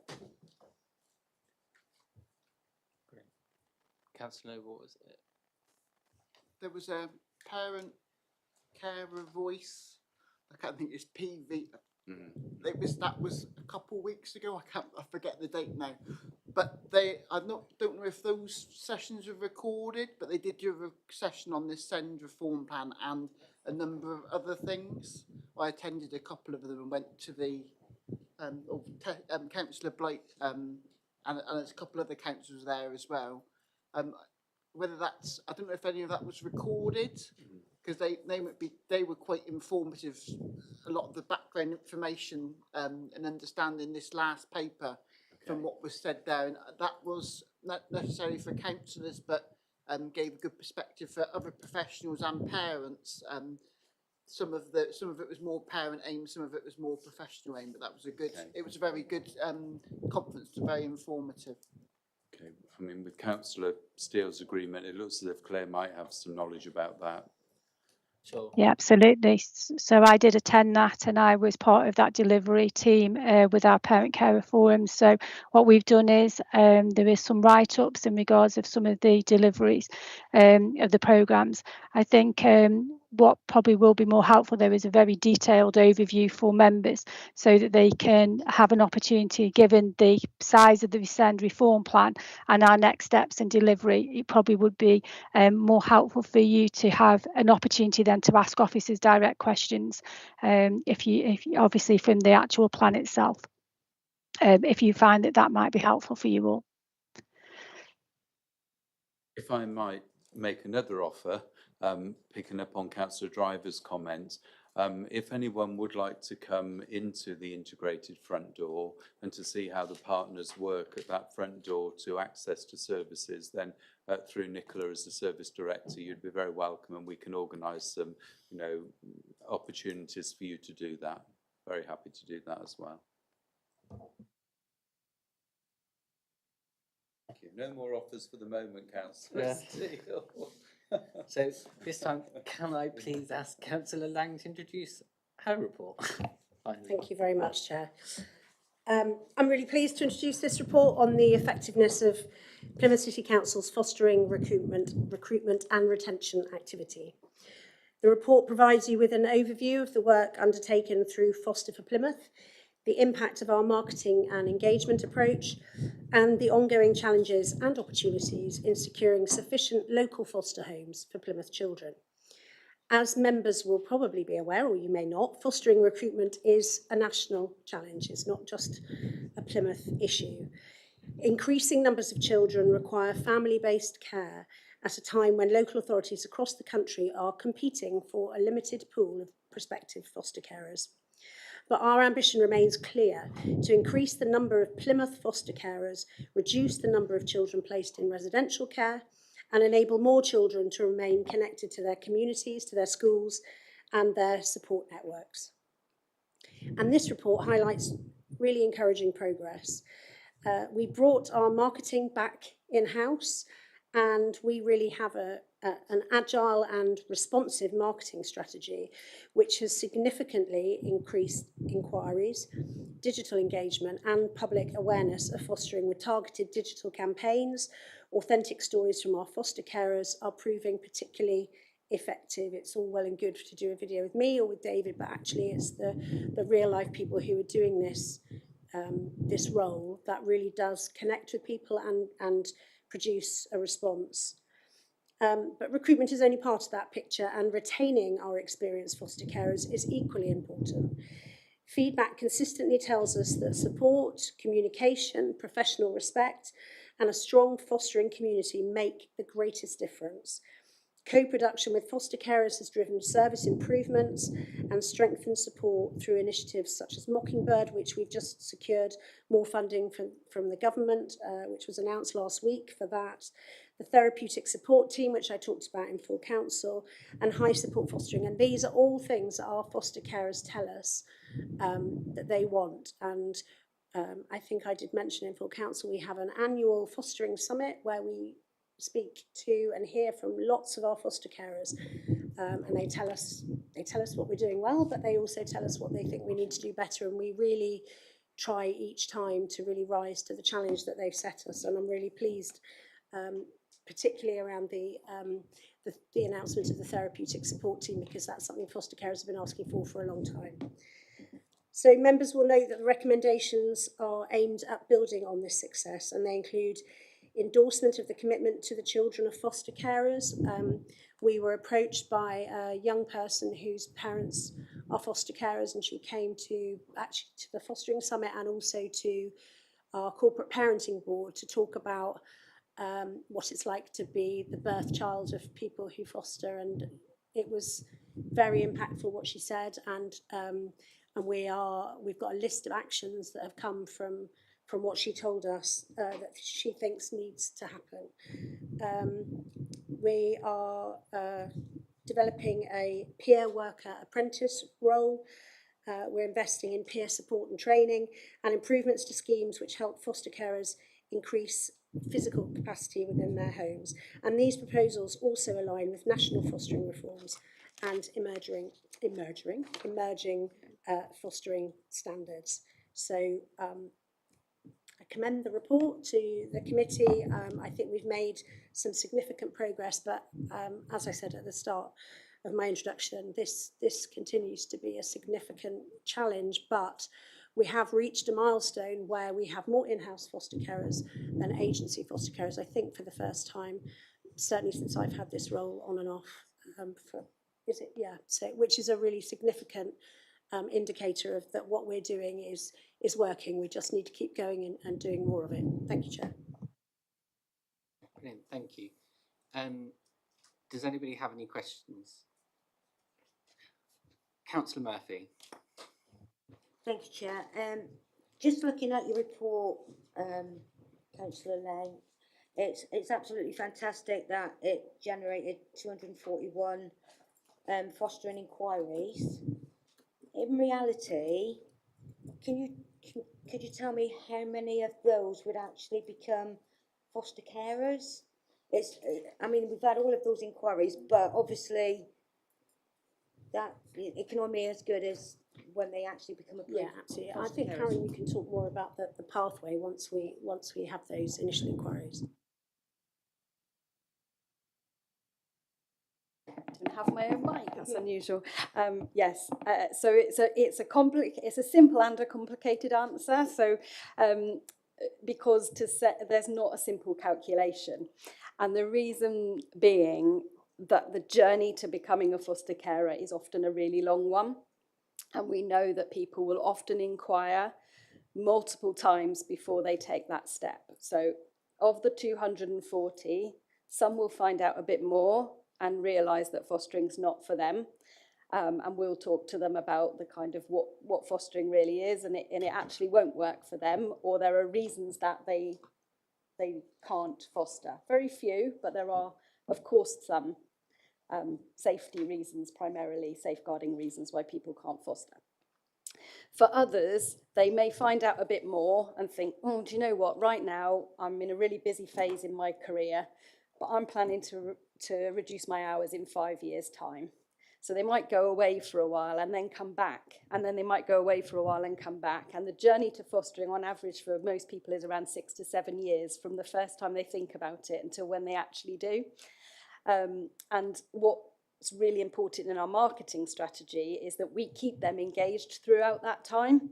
So you'll see if you follow our campaigns on social media, and I urge you to do so and share them on our behalf, that they target different audiences and people at different stages of that thinking, because if maybe you're just tentatively thinking about it now, but in a year's time things are slightly shifting, a different advert will spark your interest, and then you'll be up on the hoe and you'll be at Armed Forces Day and you'll think, oh, that's that foster for Plymouth. I've spoke to them and I'll go and have a chat to them. And it's that drip feed of marketing that really makes the difference. So whilst I could say of those 240, we may have only approved 13 carers in the year, some of those in 5 years' time will convert to an actual foster carer.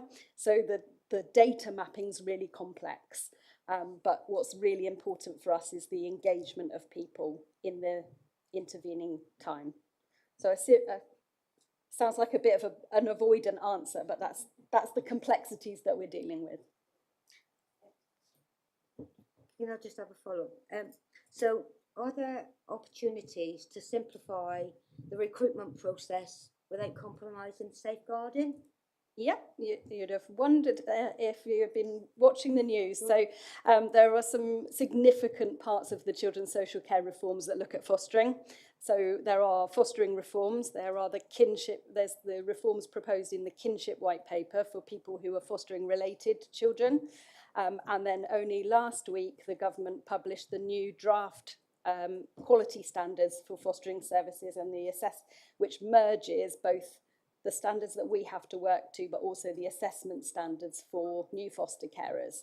So it's a delicate balance because we have to keep the most vulnerable children in our society safe. So there are certain things that you absolutely cannot compromise in an assessment, but there are areas of duplication in the existing assessments. For anyone looking a little bit at Councillor Driver across the table, because I know he's done the odd Form F assessment in his time, the form that currently we use does duplicate and it repeats the same information over and over. And what's really important when you're approving a foster carer is the analysis of what that information means. And the new process does look to streamline that slightly. So it doesn't take out any of the safeguards, which we wouldn't want them to, but it does look to streamline the process. It also looks to taking out some of the hard and fast rules that kind of restrict the local authority from thinking creatively. And lets us use our professional judgment a little bit more. Those draft standards only came out last week. I attended a meeting today with the organisation doing the consultation, and I'm sure that at some point in future panels you would like to see a summary of that. But I'm really pleased to say that against the reforms and the new standards, Plymouth is already well on the journey. There's a lot of things that it's recommending we do that we're already doing. We're in a good state of readiness and the extras won't be too difficult for us to achieve.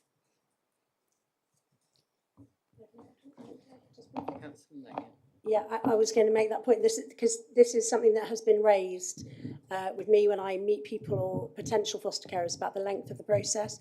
And so we had already started doing work about how we could truncate that safely.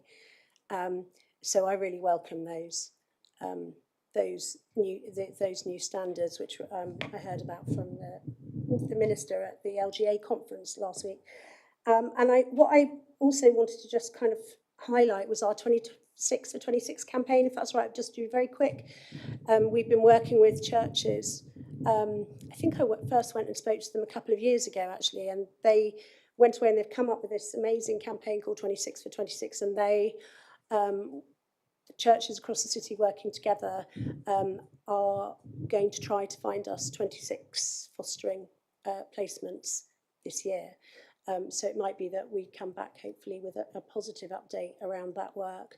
But it just shows the level of kind of innovation and trying to work out all the different ways we can encourage people to be foster carers. And I would encourage you as members of this committee, if you don't already, to follow Foster for Plymouth on all the social media channels you can think of and share the posts, because I think the posts and the content is really, really engaging, but it's only as good as the amount of eyes that we get on it. So a whole host of you sharing regularly would be very, very helpful in that endeavour. Thank you. And it also shows how we're really ambitious in terms of the targets too. Councillor Wood. Thank you, Chair. Trepidation in your voice. I've already shared one of our Facebook posts from our chat the other day, so I've done that bit. Bottom of page 78 comes to my question though. We highlight financial support to increase bedroom capacity through adaptation and extension, and that also forms the final recommendation that we have on 80. We don't attach any figures to that. Can you just explain how much money is likely to be put into helping foster carers adapt their homes or indeed extend their homes? Because I think there's an awful lot of good in the report. That bit just makes me nervous. Yeah, so the funding is already there in form of a capital grant that we can tap into for our foster carers, and the range depends on the adaptation. So for one particular foster carer, it was a fairly simple. It was a room split and the building of splitting of a window. It was 12,000, I think, not massive. For others, we're looking at the building of a loft conversion to create a different room. That will of course be significantly more. There is a whole process which, in case anyone's not aware, involved in that essentially the foster carers are agreeing with us that they will continue to foster for however long we determine, and that if they were to stop fostering before they reach that time, there's a tapering repayment to us.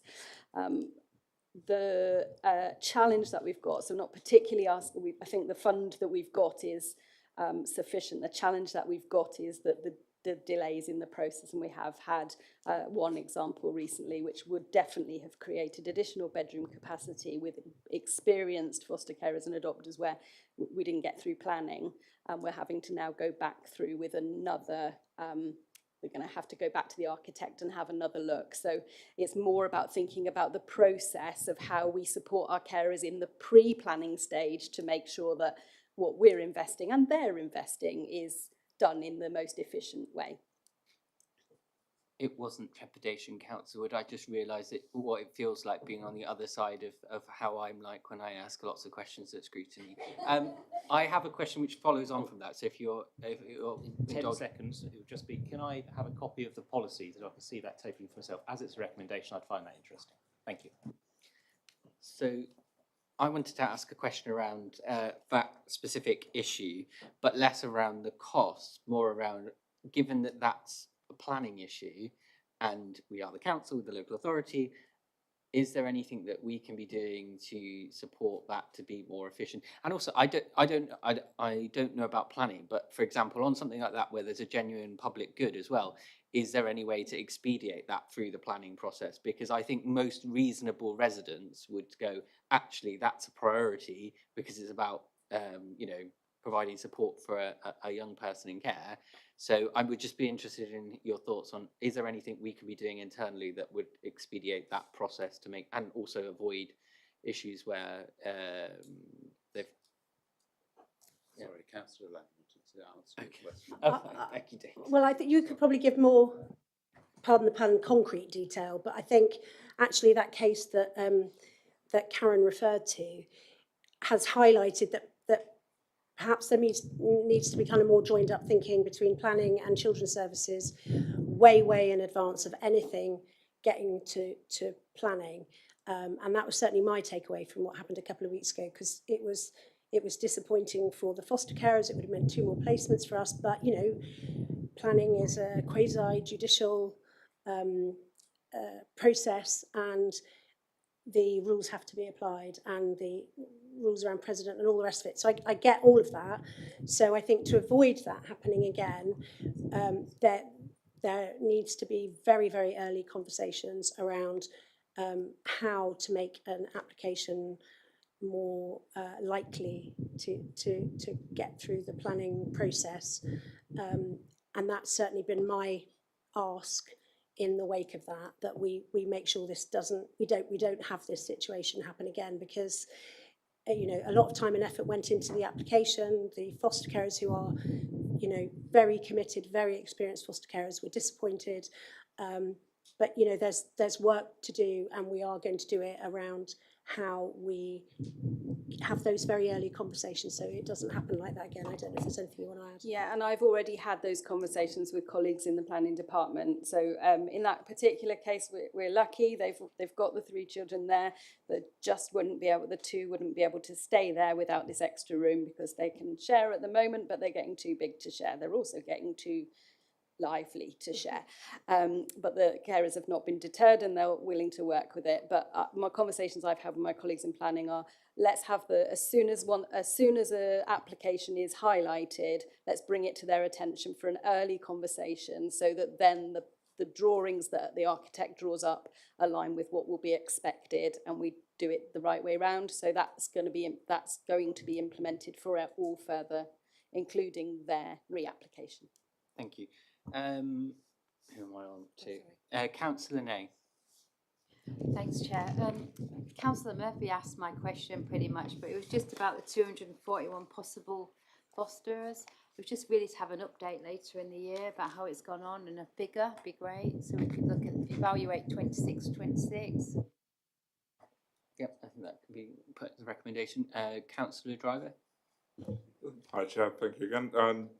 My suggestion was going to be similar in the regard to when it comes to, I know we talked a lot about data tonight, but when it comes to myself, it was how many foster carers do we have, how many foster carers do we need, and how many are being assessed. I didn't know if that would be some solid information we could just have to make it a bit more simple when we were talking about how many are waiting and stuff like that. I can tell you exactly how many I have. 118 households. I was hoping 119 because I've been out there doing the agency decision maker for one that went to panel last week, but you called me in slightly too soon. But we're 119 by the time I go to bed tonight. And within those 118 households, we have 245 approved placements. Some of those approved placements are not for full-time care, so some of those carers will offer what in legislation is called respite. We try not to use respite for obvious reasons. Children prefer to think they're having a sleepover with somebody who's familiar to them than having respite. But they offer support to the other fostering households, or they offer short breaks to families with children with disabilities, for example, or children in kinship arrangements who may otherwise be at risk of coming into our care if those carers didn't get short breaks. So some of those are not available, which is why the 170 children that we currently have in-house foster placements doesn't add up to the 245. In terms of having the data available, I report that monthly to our Family Homes Board, or my service manager does, and at every corporate parenting board. So it's absolutely always available to the end of the previous month in terms of performance data, and can be made available at any time, including a clear breakdown of why placements aren't used, and what we're doing to change that. Great. Councillor Murphy, do you have another question? Or It is really a quick question. It's about getting people, foster carers in. Do we have sufficient staff to process the assessments promptly? So can we? So have we got enough staff? Have we got any? Is anyone waiting to be assessed? Yeah.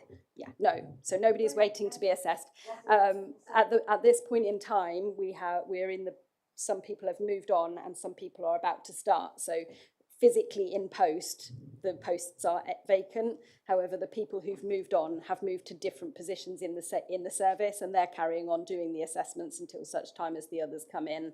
We would not delay an assessment, and if we had to contact an independent social worker to do the assessment, then we absolutely would, because ultimately getting the assessments done is the priority. We do have flexibility within our structure that if we suddenly were inundated with applications in one go, that we have enough people trained to do the assessments that we can redeploy them. It's my bottom line. We'll never delay doing an assessment because of capacity, and David wouldn't allow it. that is good to hear. Okay, so I'm going to finish this item then. So the recommendations are for the panel to consider and note the report. And the second recommendation is to endorse the recommendations to implement additional support for children of foster carers and investment in a train the trainer program for foster carers to deliver bespoke training packages within the fostering community. Would you like us to do a vote on that one? Okay, so we're going to do a vote on that one. So all those in favour of the endorsement, 4. Okay, perfect. We don't need to do any abstentions or against. Right, let's move to the last substantive item of the agenda, which is children's item 11, children's homes investment value for money and expansion potential, and that one is for Councillor Lang to introduce. Thank you.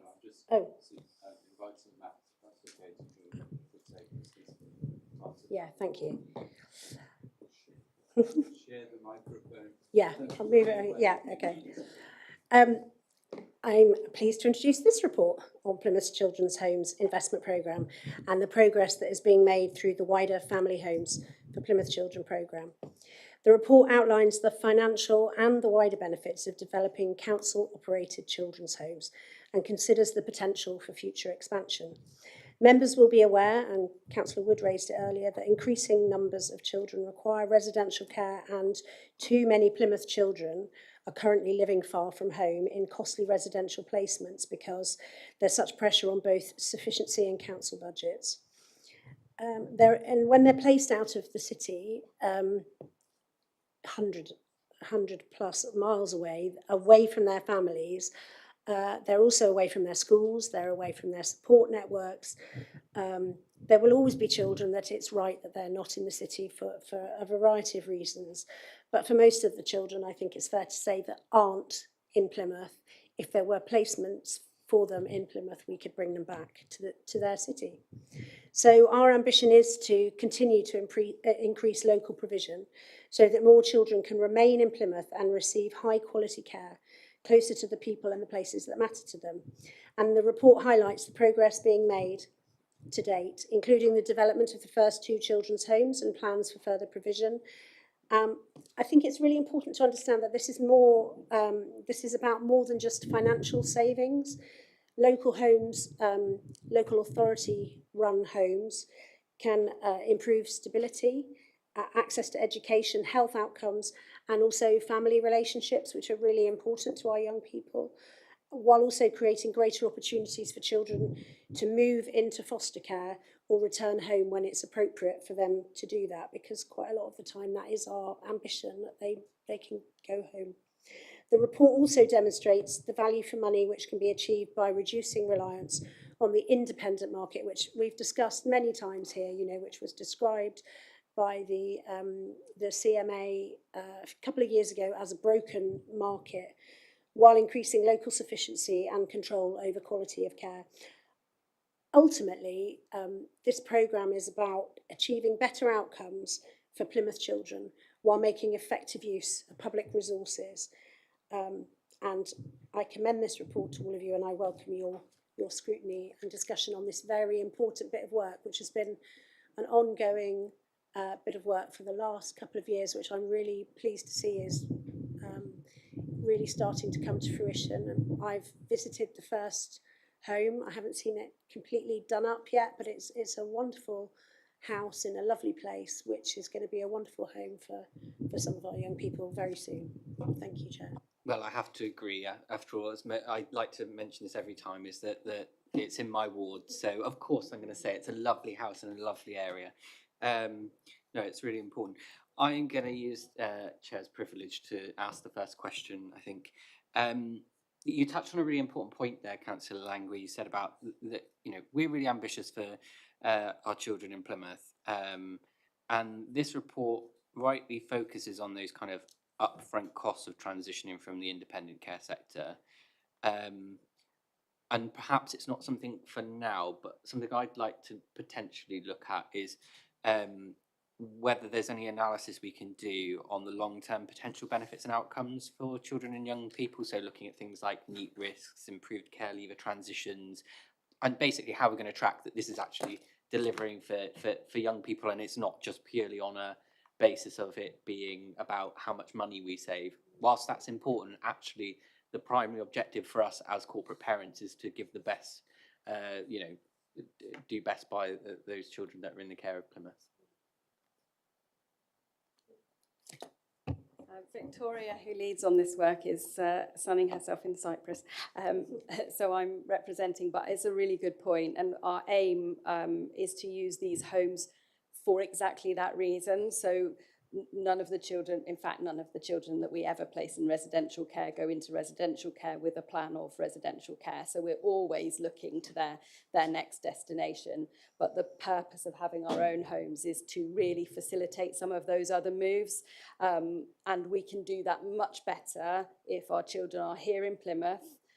All of our homes will be able to be linked with a Mockingbird constellation so that they are experiencing family-based care before they're able to live in families. They get to know what that is. They get to overcome their fear of family, because for some of our children, that really is why they struggle in foster care in the first place. For the benefit of the new members on the panel, can you clarify what a Mockingbird constellation is? Yes, I thought that when we said it earlier. So Mockingbird is a way of fostering which replicates the extended family model. So there is a hub home carer, they're called, so an experienced foster carer who acts as kind of the grandma or the auntie in an extended family, surrounded by a group of 6 to 8 fostering households, and they mimic what you would do in your own family. So the children go for sleepovers at that house. They don't go for respite with a stranger. They arrange family activities. In fact, in some cases, whole holidays, the whole group have gone off on holiday together. They provide support around training. If someone's feeling anxious about going to training, well, they'll buddy up and go together. It's a really strongly evidence-based programme that absolutely supports foster care recruitment, retention, and the stability of our placements. So we're 18 months in for Constellation 1. Constellation 5 launches in August and 6 in October. And from that first constellation, we've had no foster carer breakdowns in that 18 months. We have had situations where the children would have had to move because the foster carer was unable to manage, but the children had a planned move within the constellation to a carer they already knew, the one who needs the loft conversion, in fact, to enable them to stay there. So it is an evidence-based model that works, and it's incredible. Each of our constellations can also hold a residential placement for all of the reasons that the child benefits from all of that, and quite possibly a foster carer in the constellation will say, do you know what, having experienced spending the last 6 months with this child, we can offer them a home. But if not, they're in the community of fostering and we can move them on. The child identified for the first children's home is currently in Derbyshire. That's far too far away. And he has a fostering plan. So as soon as he can come back, he'll be in Mockingbird. We'll be able to work with him. We'll be able to get him moved into foster care, frees up that home. The next child comes in, we do the same thing. So we absolutely will be tracking and reporting the outcomes of how the project works together with all of the other strands of the Family Homes programme. It's not sitting in isolation. That's fantastic. And I mean, it's one of these things when you think about it, it's a common sense, isn't it, that when there's that expression of it takes a village to raise a family, and most people, they don't just have their parents, they have their wider family and they provide that support. And it's really, I've seen some of the Mockingbird constellation families, and the fact that the children are always like proxy cousins and things. And I think that's really, it's really wonderful. So, and it's really helpful to understand the linkages with the care homes. Councillor Driver, I'm going to go to Councillor Driver first. Sorry. Well, and thank you, Councillor Steele. My question sort of follows in from behind that, really, because I think it's a fantastic question. And because I was wondering about the therapeutic team that you've got there, because I imagine these children will be children that have experienced a lot of trauma, a lot of placement breakdown, just a lot, really. And so I was wondering, when it comes to the therapeutic fostering team, if they're going to feed into that. And my second question, when it comes to this, I know we're not saying it's about the savings, but having been a social worker doing these trips to Derbyshire, I'm aware that they're not always cheap for children. So, when it comes to the savings, I was wondering if there'd been a calculation of how, the social worker going to visit, the money it takes, and even the time away from being in Plymouth and being able to work their caseload as well, for the families they work with. So, in terms of the therapeutic team, they were and are in place primarily for our children stepping out of residential into foster care. So that is their primary work. However, for our own children's homes, yes, absolutely. So for that child that I just referred to, they're already working with the team. So they will be involved in his transition from where he is now to where he's going. They'll stay involved until they get him into a family. So I've had emails whilst we've been in here today from the social worker says this is the best news I've heard all year, and from the therapeutic team saying we can't wait to support you. So they really are on board. They've been involved jointly in training with the children's home staff, for example, so that it's all joined up. In terms of the savings, yes, absolutely. So Matt can talk to the figures if you need the detail. I cannot do that, but the social worker's time, the reviewing officer's time, the time for parents and the cost for parents to see their child. It's a really long way for the child to come to Plymouth or the parent to go to Derbyshire. So all of those costs have been included in that costing. Councillor Wood. Thank you, Chair. So I won't go back over Project C that we covered previously, but you know my reservations on the cost of that. Project B, short breaks, brilliant, but when I was a Hampshire County Councillor, we would send them to Wales, which was a proper break, sent quite a distance away rather than staying within the same local area. It felt like more of a break, perhaps because this is the type of complex physical disabilities the children have. Maybe that precludes sending them further away for a short break because they are so important, not just for them, but also for the foster families. What I do have a question on though is Project A, because you've highlighted in the graphic that they're 2 to 3 bedroom homes. On the introduction on page 84, you've highlighted they're 2 4-bedroom houses. And then the cost of those, as I highlighted earlier, is £750,000 each if they're 4-bedroom homes. I would like to know if that is the overall budget that was set, or is that the actual cost of a 4-bedroom house that we bought in Mutley? Because that seems on the higher end of the scale for a 4-bedroom house in Mutley. So the appendix is based on the budget set when it went to see POG last year. Sorry, Radford is an expensive part of the city, just to clarify, and the house itself. I've seen its advert on Zoopla, so I know that the house. Sorry, was your question there's 4-bedroom homes with placements for 3 children? So you're asking why is a 4-bedroom house with 3 children, potential children's placements in there? It's just how the report is written, because I appreciate in each house you'll have a registered individual, but Project A on 84, first bullet point says it's a 4-bedroom house, but then on the graphic it says 2/3 beds. So I presume you mean there'll be 3 plus. That means Yep. Yeah, that means place. Okay. Spaces for children. And on the short breaks, is there a reason we're only looking at Plymouth, or we've got Cornwall on our doorstep? We considered breaks in the Cornish countryside rather than in Plymouth. I mean, I'll start in terms of given all the conversation. I mean, that's not a conversation we've ever had that I have been part of, and I think it's building on the success of the home we already have, and also I suppose if we are thinking about money, transport to and from a different part of the country and how that impact, we're trying to minimise that. I mean, I take your point, but I think the places that we're looking at will be pretty nice when they're done, and I'm not sure it's exactly the same thing that you mean.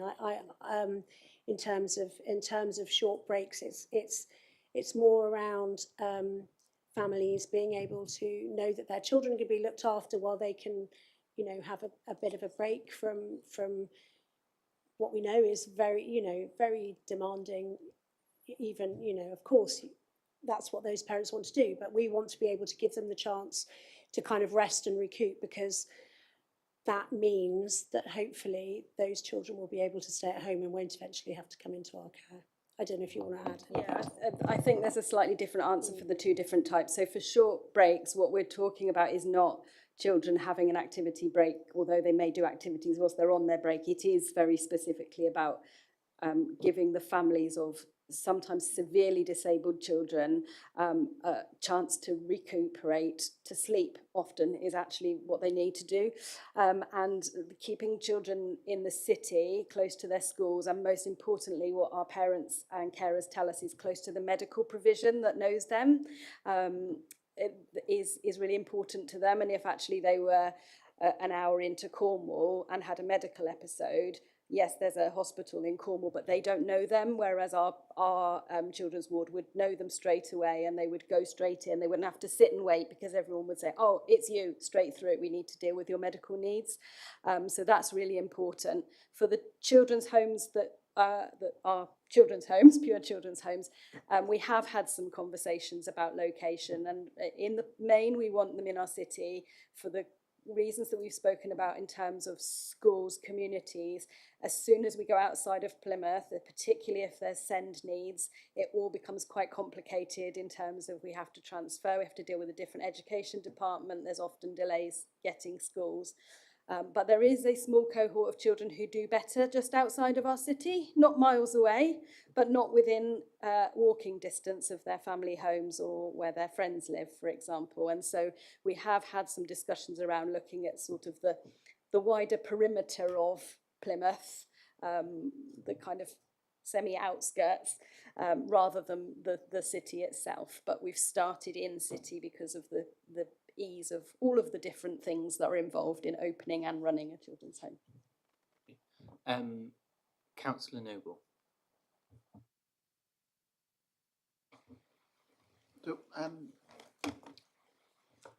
So how confident are you that we'll get some of the synergies from bringing some of these services in-house? If you like, we're sort of changing from a very high shift. We've had an increase in the volume of children needing the support, and we're adjusting our variety to, it's like a volume variety approach, perhaps. Whereas, if you're buying lots of things individually, whereas if we're doing it, we can run a home with several people together, you get a bit of a synergy. So how confident you'll be able to achieve some of the synergies that you've put in the report there, the savings? I'll try and answer that. So we're trying to look at the whole programme. We call it our Family Homes for Children Plymouth, Family Homes for Children in Plymouth programme, and it is looking at how we look at the need and then see how across the programme we can make the provision and the connectivity with that need. So whilst these projects are separated out here, as we manage them, they are all managed under one service manager that is looking to see how the registered managers for the homes, the care staff, etc. work together. We're working with Live Well, for example, in relation to health provision and how we might in the future look at social care provision into the homes as a whole, rather than just as each individual home. So there is that synergy through the way we're managing and deploying and working with our staff across the various homes. I mean, we're also looking to ensure that we are flexible in our provision to meet need. So, for example, we are looking, Councillor Wood's comment about outside of the boundary, we are looking to establish a home outside of the city boundary in order to meet the needs of a particular circumstance. That we will then be able to use in the longer term for different children with different needs. So we're trying to be as flexible as possible, both for the children here and now and for the children in the future coming through. A quick question on that one, just to clarify, when you're saying outside the city boundaries, I'm guessing you're talking on the current city boundary. So when you're saying a little bit outside of the city, in my head, I'm instantly jumping to say like Ivy Bridge, for example, which might come into your house, because all the things you've said, Karen, around the challenges of us having to work across local authority boundaries, is that kind of the distance we're talking about when we're saying? My definition is a bit further afield. Okay, so it is within Devon, but beyond Ivy Bridge. Okay, but not over the bridge into Cornwall, perhaps. No, no. Are there any other questions that we've got? Councillor Allison. Thank you. As with last time, I think I'm very highly supportive of this project. I think it's a fantastic use of capital expenditure, and it's going to have a great impact on the the care that these children receive. I guess my question is, what is the plan for the future pipeline for this project? Because I see that C and D are quite expensive, complicated projects, but A and B are almost there in terms of being delivered. C and D are not due to be delivered until 28-29, and I'm just checking that we're not going to wait till then to start, E and F. And what's the current plan for how's E and F? Thank you. We are fighting. Sorry. A and B, you're aware of. In terms of C and D, we're actually struggling to find those properties. So we initially thought it'd be far easier than it actually is in terms of identifying the actual physical building.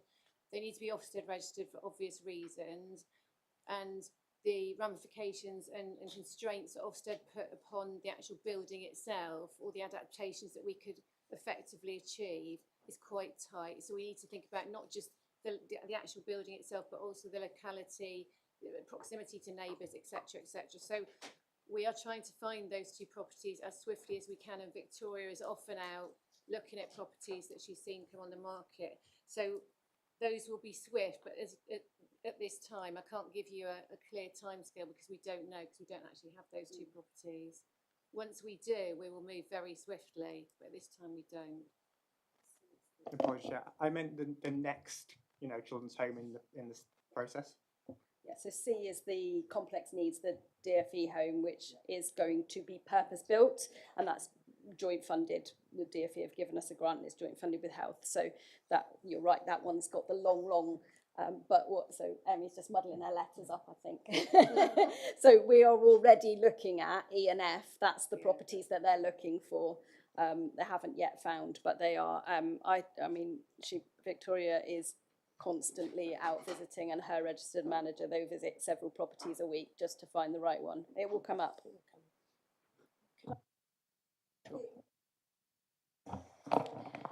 One of the risks to doing this quickly is Ofsted registration, and I had hoped to raise it at a session I was at the LGA last week, and I didn't get the chance to do it. But I am on a call with the DFE with Bridget Phillipson tomorrow, and I intend to raise it there. And I don't know, far be it for me to suggest recommendations to you, Chair, but I think I don't know if we've already written, but we could write again, because the registration process slows things right down. And I would like to see that local authority homes are prioritised in that process, and that the process is sped up, because it doesn't just impact getting that home open for those children. It can also, I don't know if this has happened here, but I've heard in other places, it affects recruitment. So you recruit people and then they can't start doing the job that they really want to do because the home is not registered. And then you have to take a decision whether you open it unregistered, which of course is not what we want to do. But you have to weigh everything up in terms of getting young people from Derbyshire or wherever. So I just think that is a significant challenge, and I am going to, as I said, raise it on the DFE call that I'm on tomorrow. You might think about whether a letter to Ofsted,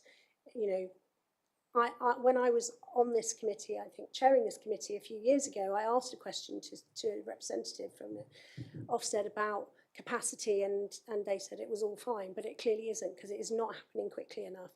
And I really think that there should be some priority given to local authority homes and get us through the registration process quicker. As a local authority, we are eligible for the emergency application, but an emergency application takes up to 6 months as opposed to 12 to 18. So even an emergency application is still long. not good enough. Councillor Allison, do you have a follow-up? Yeah, I think we did write a letter maybe last time, when the original proposals came, we did have a conversation about Ofsted being a huge barrier to getting them open. And I think there was some kind of correspondence. I'm not sure whether we know what the response was or. I think, yeah, I do remember us having said we were going to write a letter. So it would be good, David, if you could follow up on finding out whether said letter went, and if it didn't, if we definitely should send one. I wonder whether there's also benefit of us trying to call Ofsted into this meeting. You know, it's easy for them to, on a, you know, in a letter to respond to us and say, oh yeah, everything's fine, but actually grilling them and asking them to come to this committee and sort of, you know, really justify their timeline. So I would welcome your thoughts, Councillor Lang, on whether that could also be one where we invite them to a future. Yeah, we can ask.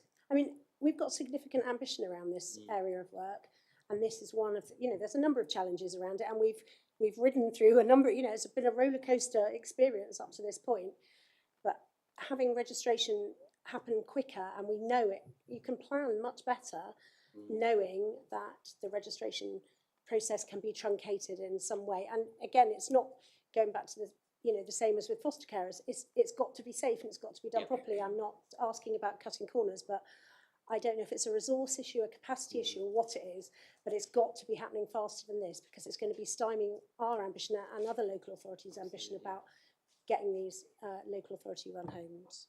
So yes, I guess would be my response. What response you get, I don't know. But again, I'll report back to this committee on what response I get tomorrow. Yeah, so I think definitely the action of let's follow up on the letter, let's potentially send another letter if we have to, and we'll keep sending letters to both the DfE ministers, the relevant minister, whoever that might be, and also Ofsted, and potentially also inviting Ofsted to this meeting, because see how they respond to that. I think, was it Councillor Driver, did you have a question? Yes. Apologies, just a small question in regards to the person looking for the properties. Do they have knowledge of what Ofsted are requiring when looking at the properties?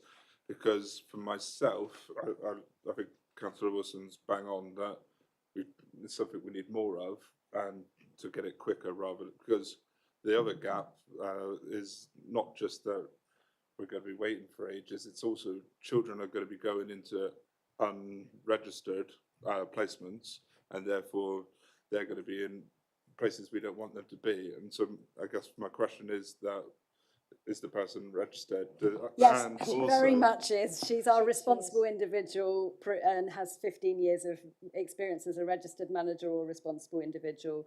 And if she can't, Harrison, our registered manager, who is a registered manager, he's not waiting to be registered, they're doing the viewing. So yes, absolutely. because I guess my question would be, it would be better for us to have a unregulated, unregistered placement, surely, than some place in Derbyshire owned privately by some owner who we don't know. That is the I got into a lot of trouble saying that in a scrutiny committee a couple of committees ago, because, you know, we shouldn't really be actively saying that we want unregistered provision, but actually, if all that is standing between us, we do have young people in unregistered provision.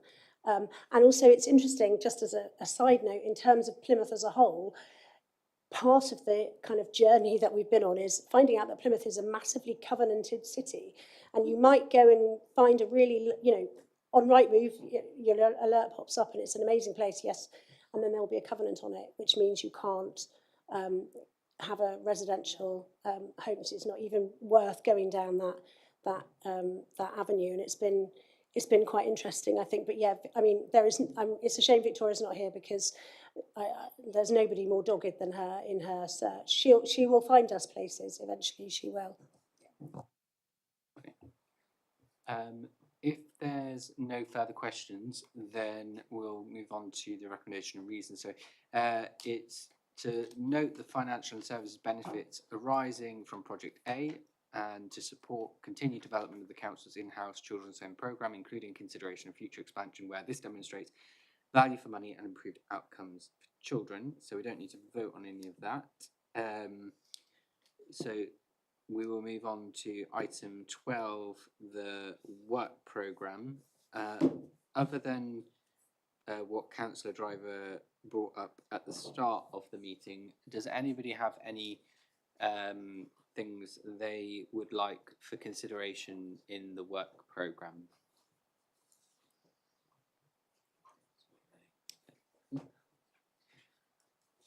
Councillor Nay. I don't know if we can bring it back, thank you Chair, now, but I've just noticed that the rollout of the Fit and Fed programme, and I've looked online, the last time it was before children's or educational scrutiny was 2019. And I just wonder whether we could bring that back and debate a few things about it. It's a bit of a problem in my ward for accessibility, in that we only have one place that's doing the Fit and Fed, and people in Belleville live quite far away. They live 2.5 miles away from that, so there's a cost implication. They've lost their food vouchers and now they're going to Fit and Fed, and the cost implication is 4 days at Fit and Fed is £24 a week on the bus. So I wonder if we could bring it back to scrutiny. Seems like that for consideration. Councillor Wood, you had one, didn't you? Thank you, Chair. It's on the previous recommendation, so I tried to come in at the time. The recommendation says to note, but it then also goes on to say, and to support. Now that is a position being taken, which I would suggest require a vote, rather than us just passing through without a vote. Would you like a vote, Councillor Wood? Yes, please. You can have a vote. So all those in favour of supporting the recommendations of that report? There you go. I know you love a vote. We're politicians, we love a vote. Democracy is important. No, thank you for that. Right. Nothing on the work programme? Good. Okay. Councillor Allison. Mine was a follow-up to Councillor Nay. I had been given the impression that there was concern about the funding going forwards for the Fit and Fed project. Do we have an understanding of whether or not it's something to do with free school meals over the summer? Has the funding been changed or is likely to change soon? Yeah. Are we going to? I mean, it will probably come in as a Fit and Fed agenda item at a future meeting, but maybe someone knows now. Are we expecting to continue that project through different funding sources, or does that impact that? I think the best thing is to get a briefing note. Don't wait. We won't wait until the next meeting. We'll get a briefing note within the next couple of weeks. The Fit and Fed programme is managed through our public health and public health team. So I'd hate to tell you what I think I know and it not be quite right. I'd rather get you accurate information absolutely from them in a briefing note. So could we put a 2-week deadline on that, please? Might I suggest that report be shared with the wider councillor cohort, so all councillors, not just those on the panel, receive that report? Yeah. Is anybody else on work programme? Councillor Driver. Hi, apologies. I just saw on the work plan that it says there's regarding a letter would be written to the relevant minister requested the investigation and resolution of the delays faced by local authorities receiving their Ofsted registrations for their own provisions. Says the response, it says in progress, but I guess I was looking at what is the progress. That letter has been sent, and I do believe we've had a response. So I'll follow that up and just get a note out in relation to that agenda item. Certainly the letter has been written and we have received a number of responses, but just make sure we hone it down to the right response for the Ofsted issue. And secondly, that'll be my last one, I promise, is with the heat waves that we've been having, is there grants for supporting schools to become heat resilient? Not that I'm aware of. I mean, the DFE have offered, have issued guidance to schools for how they operate during the heat wave and the extreme heat situations, but I'm not aware that there are grants available. If there are, they would come directly from the DFE. Okay, if there's nothing more for the work programme, let's look at the action log. Is there anything we need to go through on the action log? So we've got 5 items on the action log and 4 of them are down as completed. And as Councillor Driver said, the one what's still in progress is the letter to Ofsted. So I suppose that will be progressing soon. Thank you.